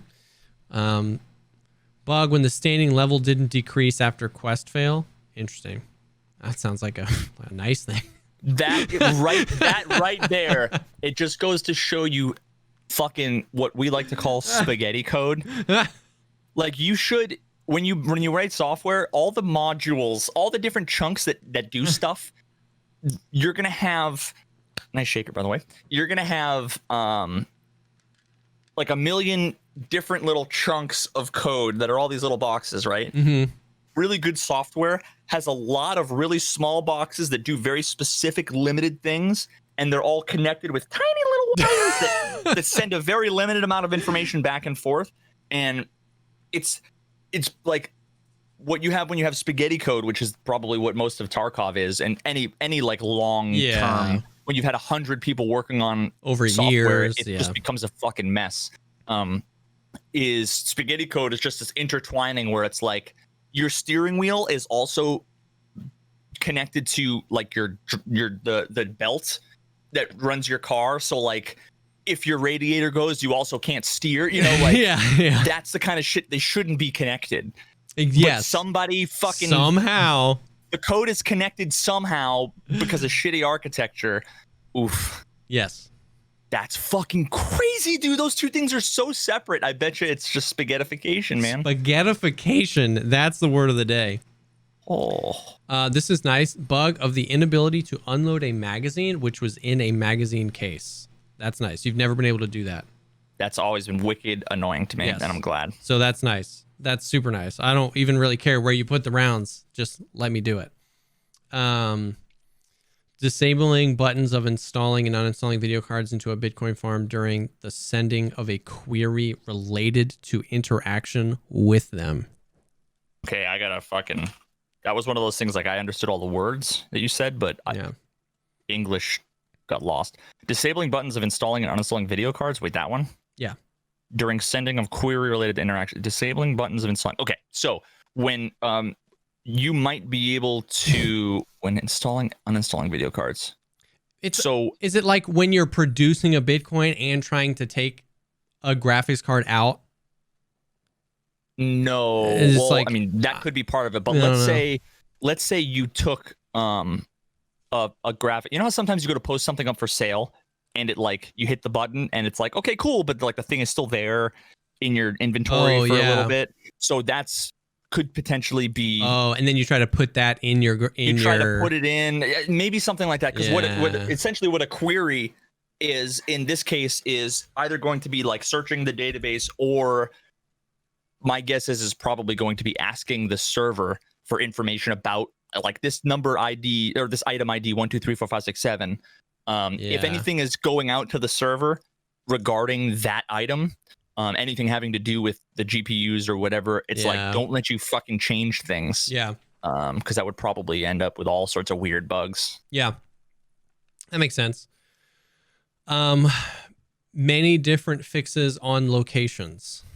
Man, if they were any more specific, I wouldn't know what to do about it. Various fixes related to rain and soaking surfaces. Various fixes for backend. Bug when the armor didn't receive any damage from explosions of AGS and GL40 grenades. Interesting. The armor doesn't receive any fucking damage from the explosion of any grenades. I know. That's why I thought that wasn't a bug, but I guess maybe it is. Dude, and this is another one of those things where it's like that's why it's always so great killing someone with a nade, because you get free keep shit. Their armor, yeah. Sing the praises. The delay before pulling the trigger of an SV98 is removed. Thank God. But you know, in real life, there's trigger delay on the SV98. That was actually realistic, sir. I'm so glad I actually heard that one. That one was great. They were trust me, they were really big brain when they implemented whatever the fucking bug was that was the trigger delay. Yeah. It was actually due to realism and design. Yeah. And not okay, the SV98 is going to be the only gun that has any trigger delay in the whole game. Yep. Not a TAWS, which I'm sure if they made that realistic, it would be like a rusty fucking hinge when you pull the trigger. Ugh. Yeah. Yeah. But that's extra exciting because of another thing that they changed. Yep, that we're going to get to in a minute. I'm going to tell you what this was. One that I skipped over that is huge because this plagues me every single day of my life. Bug when the gun stopped firing in automatic mode if you start to quickly press the fire button before holding it. I.e., if you have a full auto weapon and you like tap, tap, tap, and then decide you want to go full auto, you tap, tap, tap, then hold, it just stops shooting in full auto. There's so many things there that are mind-blowing. One, I wasn't sure if the full auto bug is something that a million people have all complained about for a long time, including myself. Yeah. But I usually just default to it's either an issue with my mouse. Yeah. Or maybe my finger slipped or something else, because it's just easy to like, especially because all the mice I use have like really small trigger pulls, so it's like maybe the sensor just flickered and that threw it off. But now I'm really wondering if that maybe that's such an interesting and hard to reproduce. Like I would have never attributed clicking and then holding it to this issue that I never knew they acknowledged. Yeah. And now all of a sudden they're acknowledging the issue and saying what the cause was. That's kind of fucking... And I think that's why it took so long for them to acknowledge it, because like you were saying, there are so many things that can happen on your end with the mouse or even just your finger. Like you were saying, the trigger pull on these gaming mice are so incredibly short. And the reason why this really clicked with me is because like every once in a while when I'm just like doing stuff, when I'm working on stuff, I'll act like sometimes this is just like when you go to open another tab in Chrome, sometimes I'll click and two tabs open. And I didn't realize because of how short that stroke is, I accidentally hit it twice.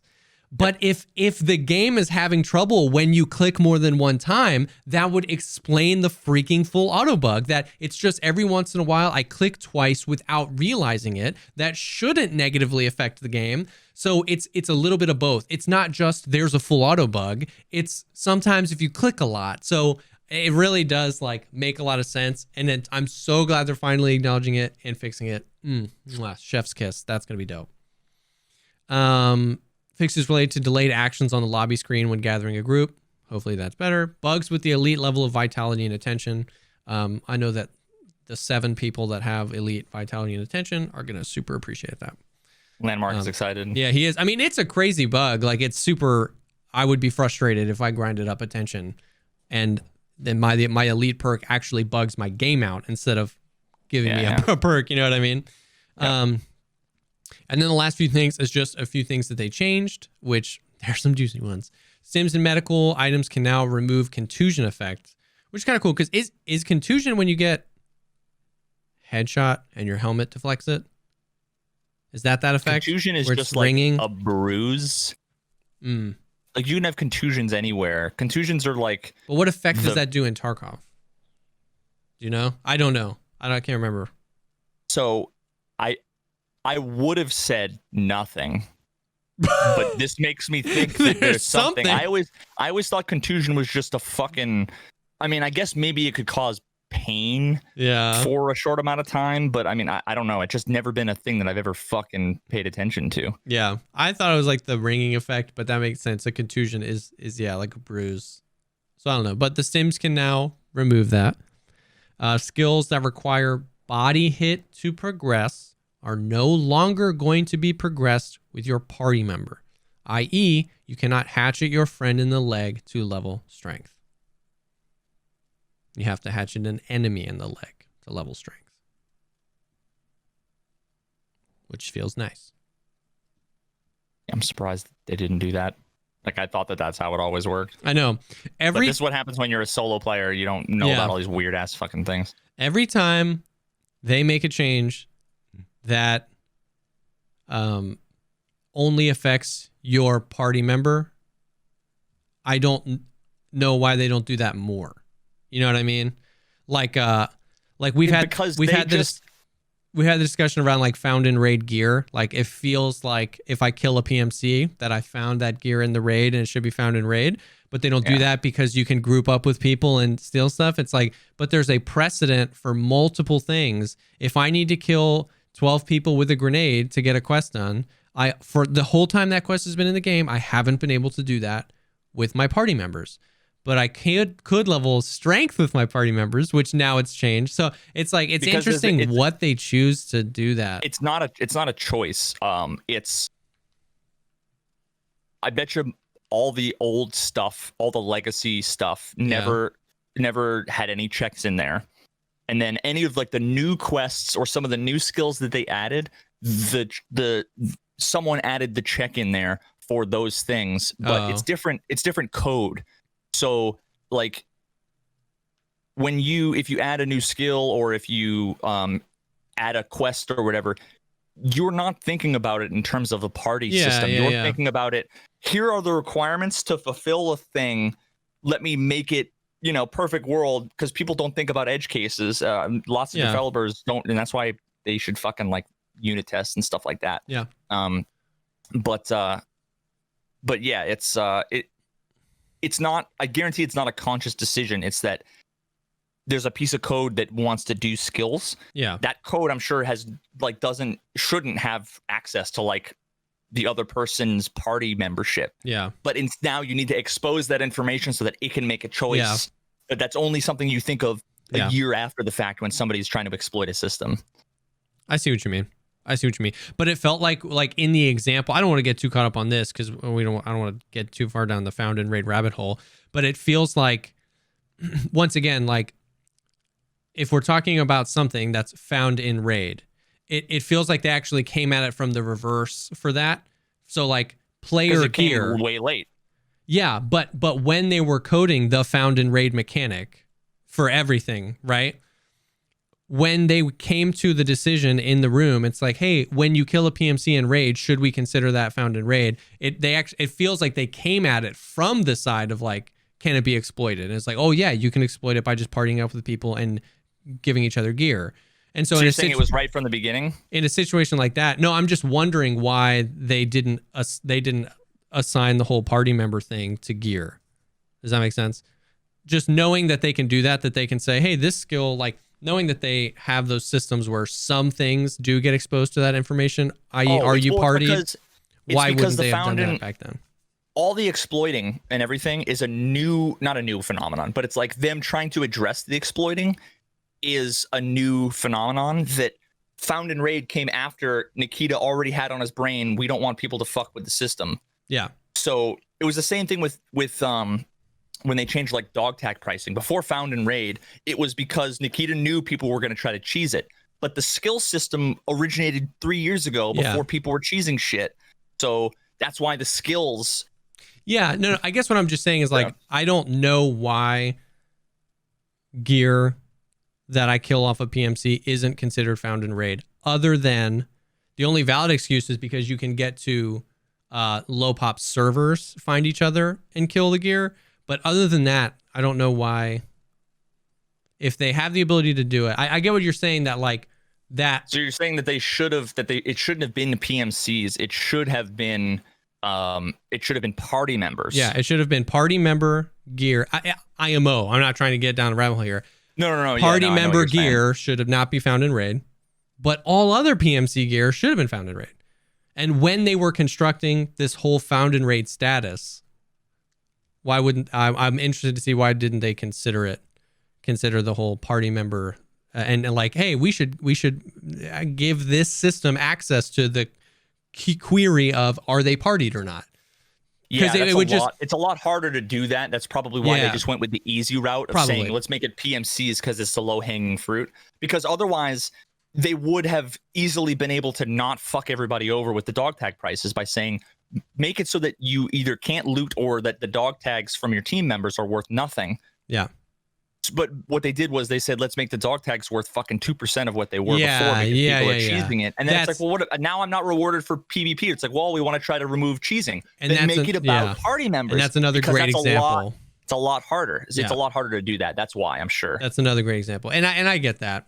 It was just something that's always, because I know that, some things do get access to that query, like are they partied or not, and have for a long time, like quests. Like I remember when I picked up the game in 2017, friend from the West Part 1, kill 7 USEX or whatever it was. In 2018, when I picked up the game, I couldn't kill my buddy. Like the game back then knew that quest had access to, are they partied? If so, don't count that. You know what I mean? So if that quest system is for sure a lot higher level. For sure of a priority. But because I just always thought that would make sense with the whole like PMC gear being found in Raid. Yeah. You know what I mean? For sure. But anyways. This is a super interesting one, but I kind of like it. When a character is blinded by a flashbang, he will always combat reload his mag. You're always going to drop the mag, i.e. you can't see where to put it.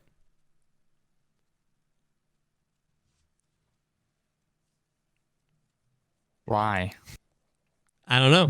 Does anybody, okay, so, and this is, I'm not asking, this is like not a rhetorical question. I just assume if you're a fucking soldier and you're reloading, I just would have guessed that you could like reach down, put it in the pouch and grab another one, as opposed to like, where does this thing go? Oh, what the fuck? You know what I mean? Yeah. Like, did you have to see before to do it? You don't look down. So like, what? I mean, I guess an argument could be made that depending on how long you were in combat and how many times you've reloaded, that you wouldn't just know where to put it. You know what I mean? If you've reloaded 3 other times, you know what I mean? You might need a millisecond to check where this mag goes while you're reaching for the next one or something. I don't know, but it's a thing. It's not going to force you to reload, so you don't have to reload. But if you reload, the only thing that I'm worried about is like technically the effect of flashbang is a long time. But like even if it's just that little white dot in your screen, but you can still see everything, that's going to be annoying. Yeah, that's what I was going to say. If like, my screen is completely black, okay. Yeah, but if I can see, but there's a tiny white dot in my left corner of my screen, I don't want to be combat reloading. Decrease the damage radius of the GL40 grenades. So Nikita said he was going to nerf them. They nerfed them.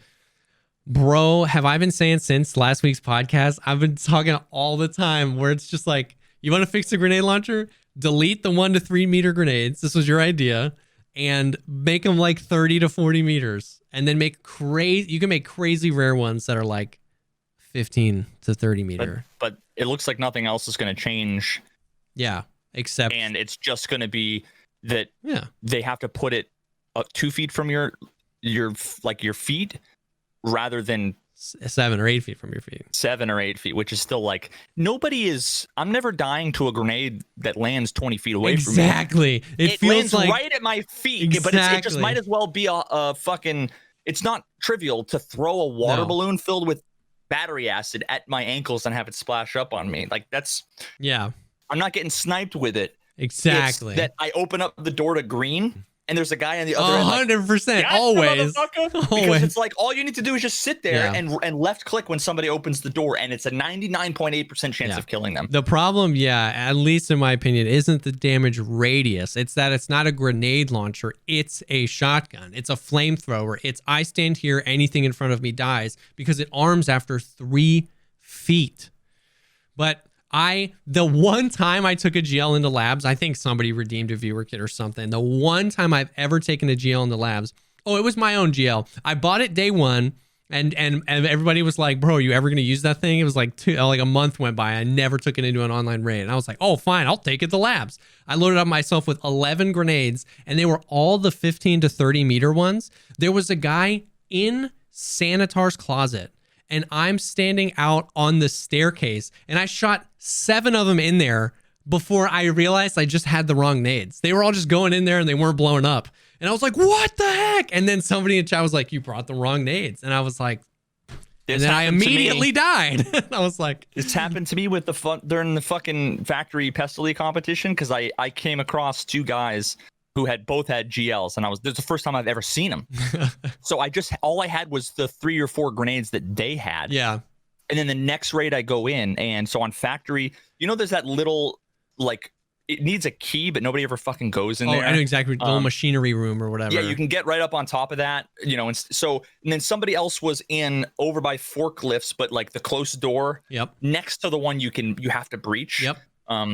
He was standing there with the door open, and I was like, if I were to turn right, I'd be looking through the window of that little thing. So like, I thought that was a decent enough distance, because I've been killed by grenade launcher, and I went, and it was like, and I just went, and then I get fucking wrecked. It was like, wow, grenade launcher, like. And that I think is exactly how it should be. 15 to 30 meters means you can't really use it in factory unless you're thunking it across the map, and it means you can't be corner camping it around green room with labs.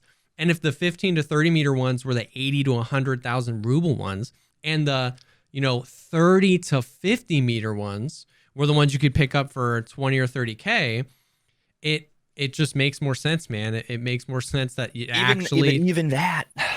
Because think about how easy it 30 is. meters? Let's say that's not far. Let's say you're standing on the roof of Shoreline.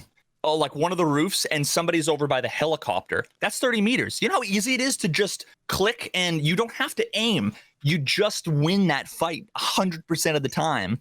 I mean, now you could argue that, if you have an M1 or something, that you could easily one-tap them, but it's just like, how many times does someone fucking three-man squad is running, and it's like, you left click, and even if it's 80,000, you just got $2 million rubles of gear. Yeah. I just still think...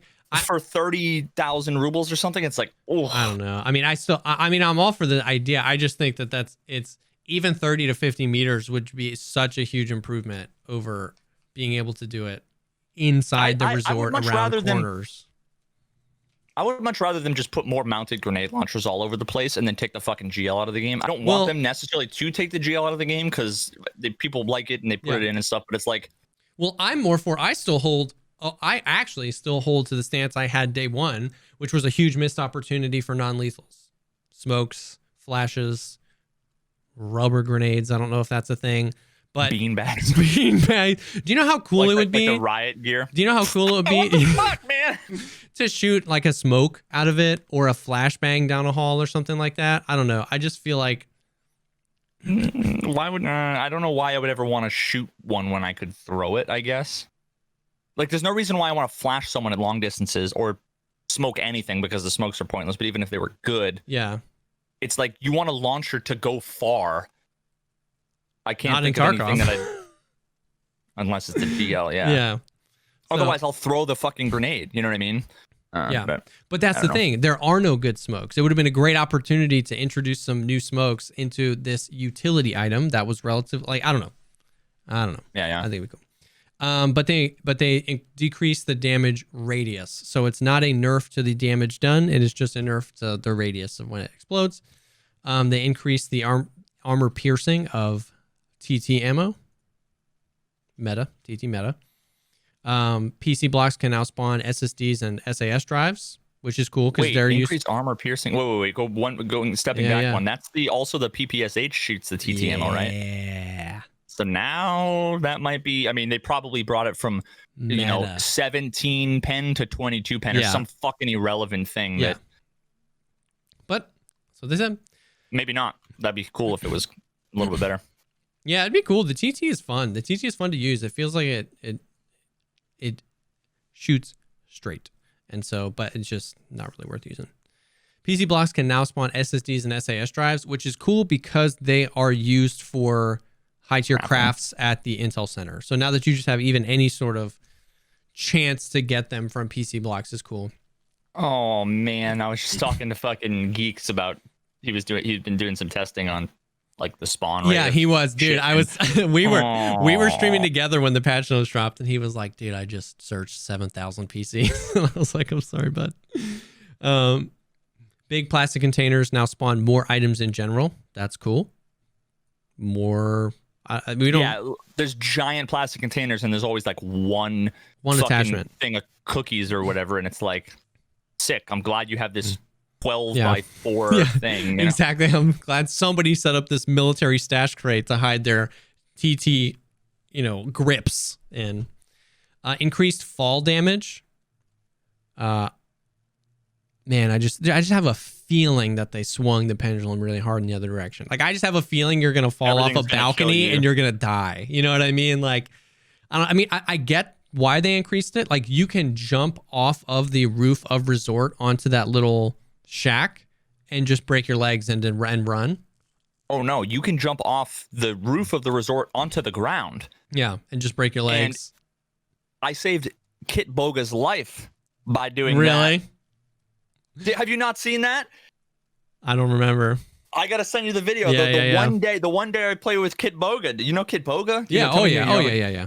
It was one of the most fun times I had because he was still, he's still relatively new to the game at the time. Yeah. And we were on the roof of Shoreline, and I have both perspectives, and you just see, he's like, you see someone, I'm like, yeah. And I hopped up onto the, actually no. So I'm like, yeah, there's 2 guys or 3 guys, and they were just about to come up that ramp into the hole. Oh yeah, the West Wing. And I was like looking over, and I'm like, don't worry. And I did the side hop, but sometimes you're just like, yeet. Yeah. And so all you see is from his perspective, he turns, and I just go, goodbye. Oh fuck. And then silence, and then brrr, and then all right, I got him. They're both dead. I just landed, went prone, and they both just looked at me come down, and I landed, instantly drop shot it, and went brrr, and sprayed them both down. It was like, what the fuck? Yeah. It was the most godly thing I've ever done. So it makes sense that they're increasing the damage, but I just have the feeling, you know what I mean? Yeah. It's going to be rough. That was my only hope as a solo player when I'm on the roof or I'm on my 3rd story in a building that there's only one door and there's like a team outside. It's like, I guess I just jumped to my death. Yeah. I wish you could like grab and like go down one floor level. of the balcony. Oh my God. I know you could cheese it by like jumping and kind of running and stuff, but it'd be cool if it was more intentional because then. Yeah, I don't know. For sure. Here it is. In the quest line, the Tarkov shooter, the player can now use any bolt action rifle. Dun, dun, dun, dun, dun, dun, dun. Boom. I was begging for this for so fucking long. And we've got the DVL, the M700, the SV98, the Mosin, and that's it, right? That's all the bolties. And the toss. And the toss. Oh, and the Orsus. That's a bolt action sniper rifle, right? The Orsus T5000. Fuck yeah. So that's Thank cool. God. Now I get to use sniper rifles that I like. Of course, now what they're going to do is make every other sniper rifle wicked expensive again. Yeah. But the thing is, what's cool is that like you can find more bolt actions. Scavs spawn with the SV98. Scavs spawn with the M700. You know what I mean? You can find DVLs in Kiba and in some of the weapon cases on Shoreline. Mosin spawn on Scavs. So now it's like nice. You know what I mean? Like if I have a sniper rifle, I can complete these sniper rifle missions. Like you were saying, they definitely should have said sniper rifle. I get what they were going for. I guess bolt action is easier for people to understand, but yeah, it's going to be is sniper rifle. Only bolt action sniper rifle is leveled as sniper skill. The TOS is a bolt action. It will not work. Anything that levels the sniper skill will use, but it's super awesome. Super awesome. I know Nikita was crying when he implemented that change because he loved the lore of it, right? That there was this actual Russian sniper that eliminated a bunch of people with a Mosin. That's what I heard, that it was like based on this dude who was legendary with the Mosin. And that's what he very loosely based the Tarkov shooter questline off of. And on other podcasts, people have asked him about it. And he was just like, he loved the fact that it was connected to that. So I know he was pissed when they updated that. Oh, I didn't know that. Yeah. Yeah. Although poor Nikita. I know. I'm pumped. I think it's good. This is cool too. Quest to unlock the Trader Jaeger is now available after accepting Gunsmith 1, not completing Gunsmith 1, which is nice because Gunsmith 1 you don't have access to the flea market for, so you have to find those stupid pieces for the shotgun, and now you can actually unlock Jaeger before having to complete that. So that's nice. I got all those pieces on my first run with my new account yesterday, by the way. Oh my god, that's incredible. I got a fuel conditioner. I found a fucking what's the thing that I kept finding in the I kept finding in the gas analyzer. Gas analyzer first fucking raid. I was like, dude, it took me like 3 weeks this wife, and I'm not a brand new player, bro. I couldn't do it. Every time you're like, hey dude, what's up? I was like, I'd walk over to the first filing cabinet and there was 2 fucking gas analyzers in one drawer. I was like, this game fucking hates you, bud. Dude, it's the same thing with East 310. I'm always playing. I'm like, this room is garbage. I've opened that room and there's actually loot in there 2 times this entire wipe. And one of my buddies at this mission, he just runs Shoreline and he sends me screenshots of like lions and Bitcoin and all that stuff. There's nothing in there. There's a horse every 7th time. That's it. Does he cover up the fucking version number in the lower left-hand corner? Because it was 0.7, then yeah, that room was the best room in the game. It was the best, dude, and now it's garb.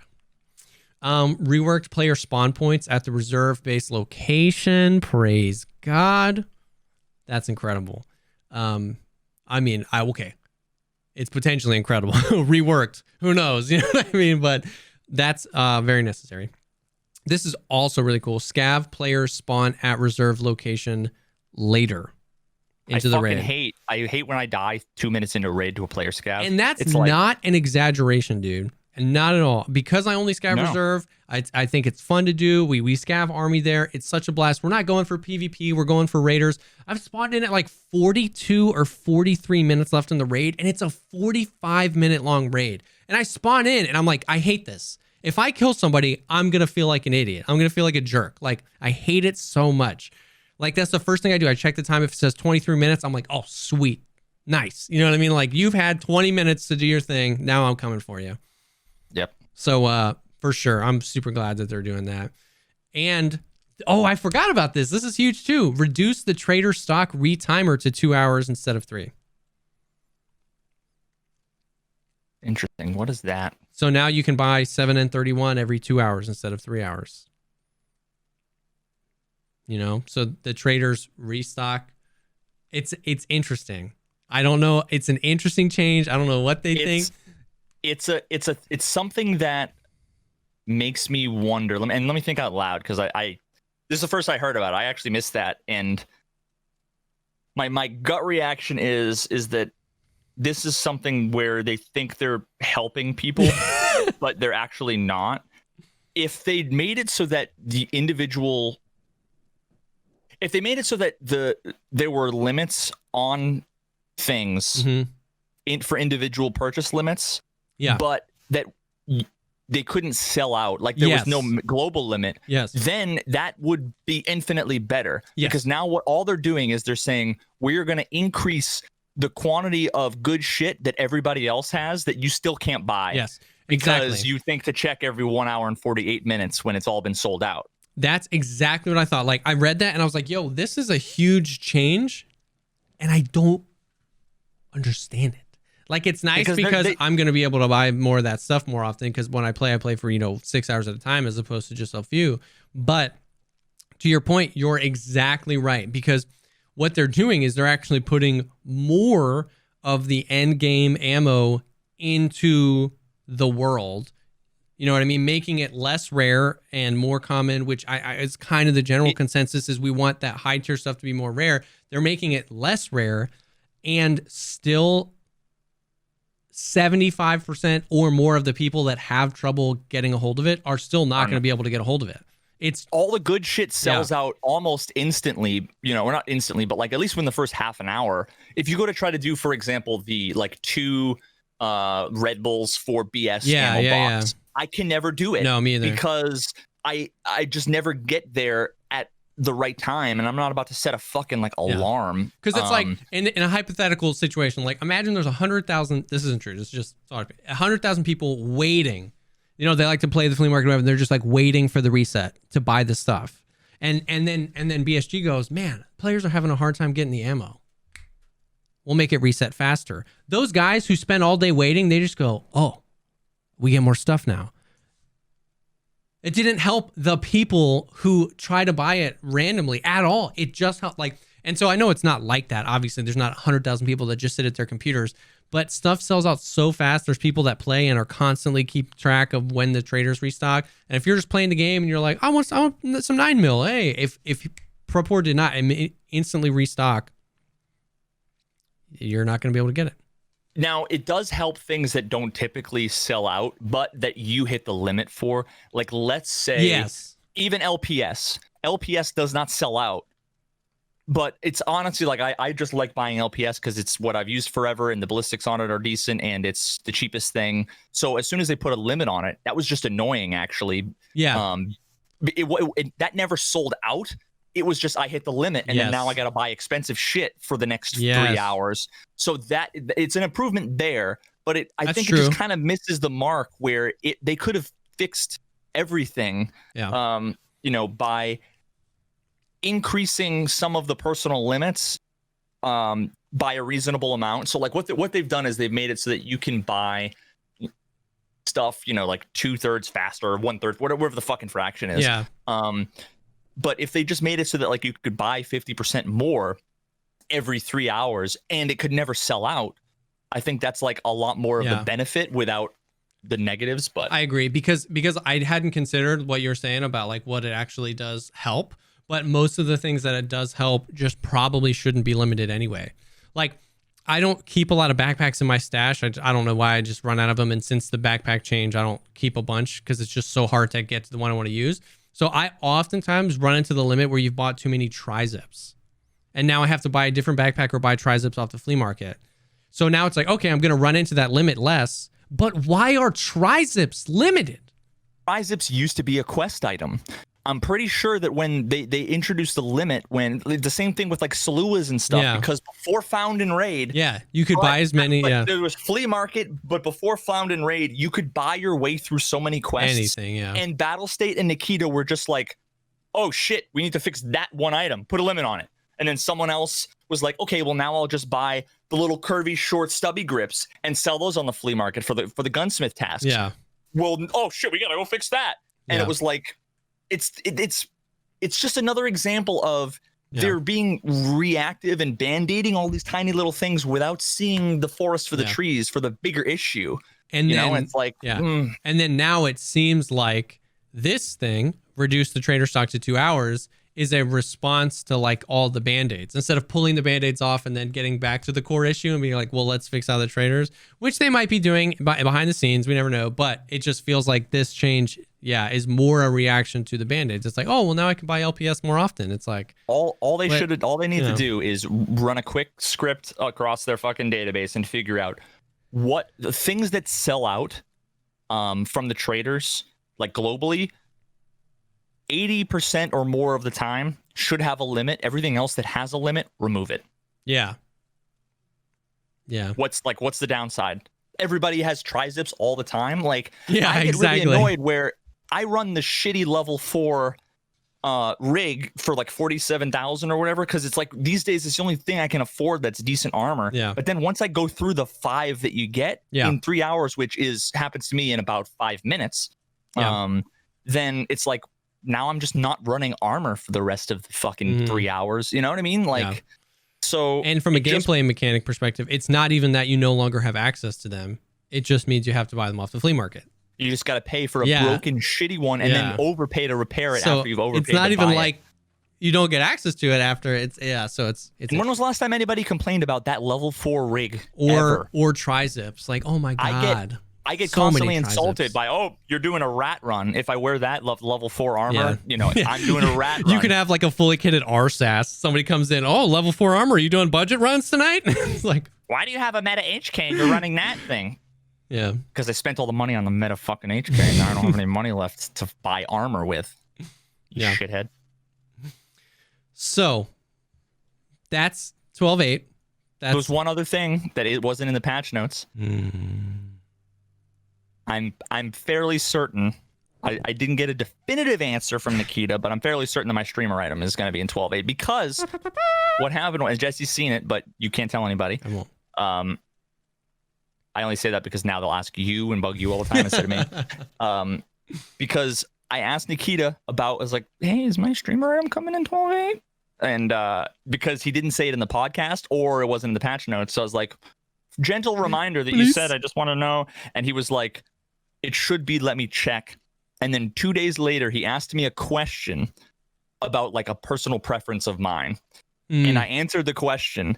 You can see it. It's in the flavor text, actually. It was, it had to do with a number, but that's what which I thought was just actually like really thoughtful, actually, and kind of like endearing that it was like, even for the flavor text, they're going to ask for just a little bit of personality. I was like, that's cool. Such a minor thing, but fuck yeah. And then, so after I answered that question, the next day he sent me a picture and it was the flavor text. And because I only ever saw like a low res image, this was item window with the flavor text and the item. And I was like, I think it's going to be in 12.8. I hope so, man. I hope so. The game is now just fill EOD stash with my streamer item. That's all I'm going to do. Easy. I don't give a fuck. That's it. That's all I care about now. Yeah. So that's 12.8. Actually, you know what? You know what's not in here and they didn't talk about it on the podcast, but I saw this super random. Do you have the game up? Yep. Right click an item in your stash. You know how it's, what are they? Required search, link search, filter by item.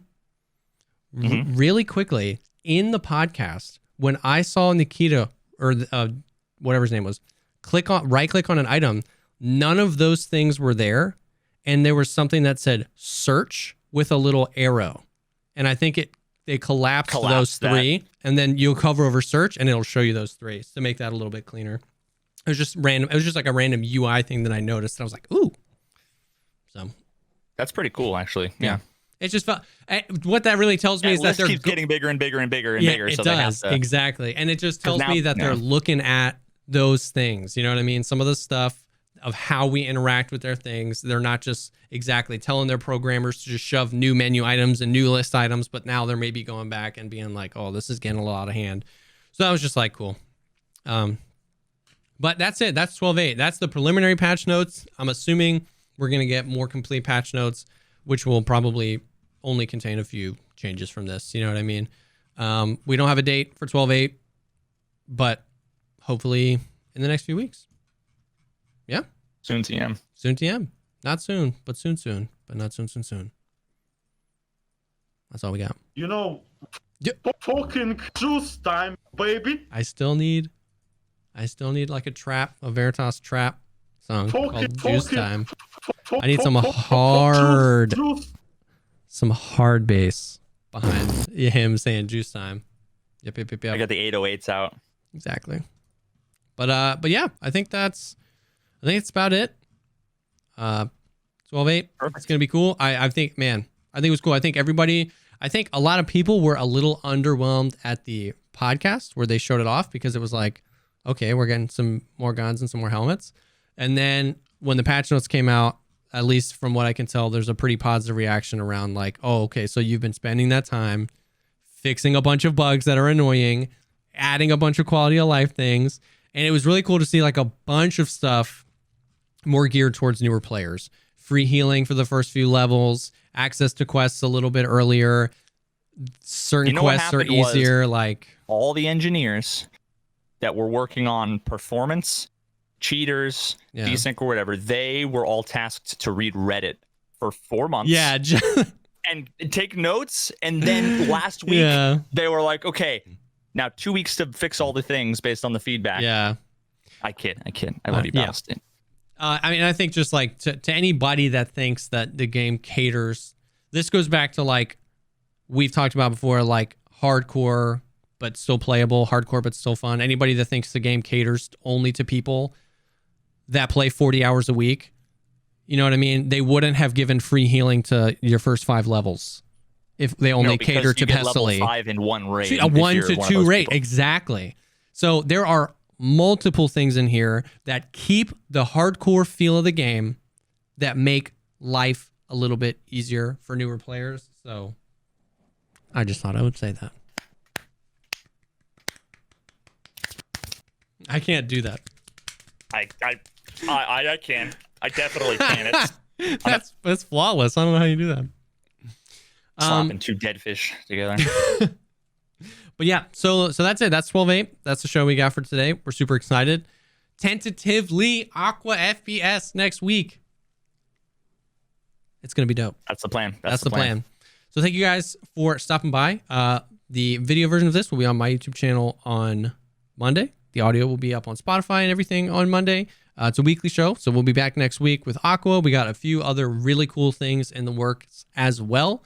And hopefully there's some really cool stuff coming pretty soon in Tarkov to talk about too. So if you share this link with anybody, of your friends, and get them to listen to the show, you'll be entered to win a giveaway. To win, you know, like Charlie and the Chocolate Factory, how you win the factory, you win Battle State, and like you get ownership of the game. Mm-hmm. You're gonna have to contact Nikita for the details on that. Yeah. But he told us. But he told us. So just share it with your friends. Subscribe to Jesse on YouTube, and check out my music channel, and then you'll 100%. Be entered to win. Yep. So thank you guys for coming by, and we will definitely see y'all on the next one. Peace.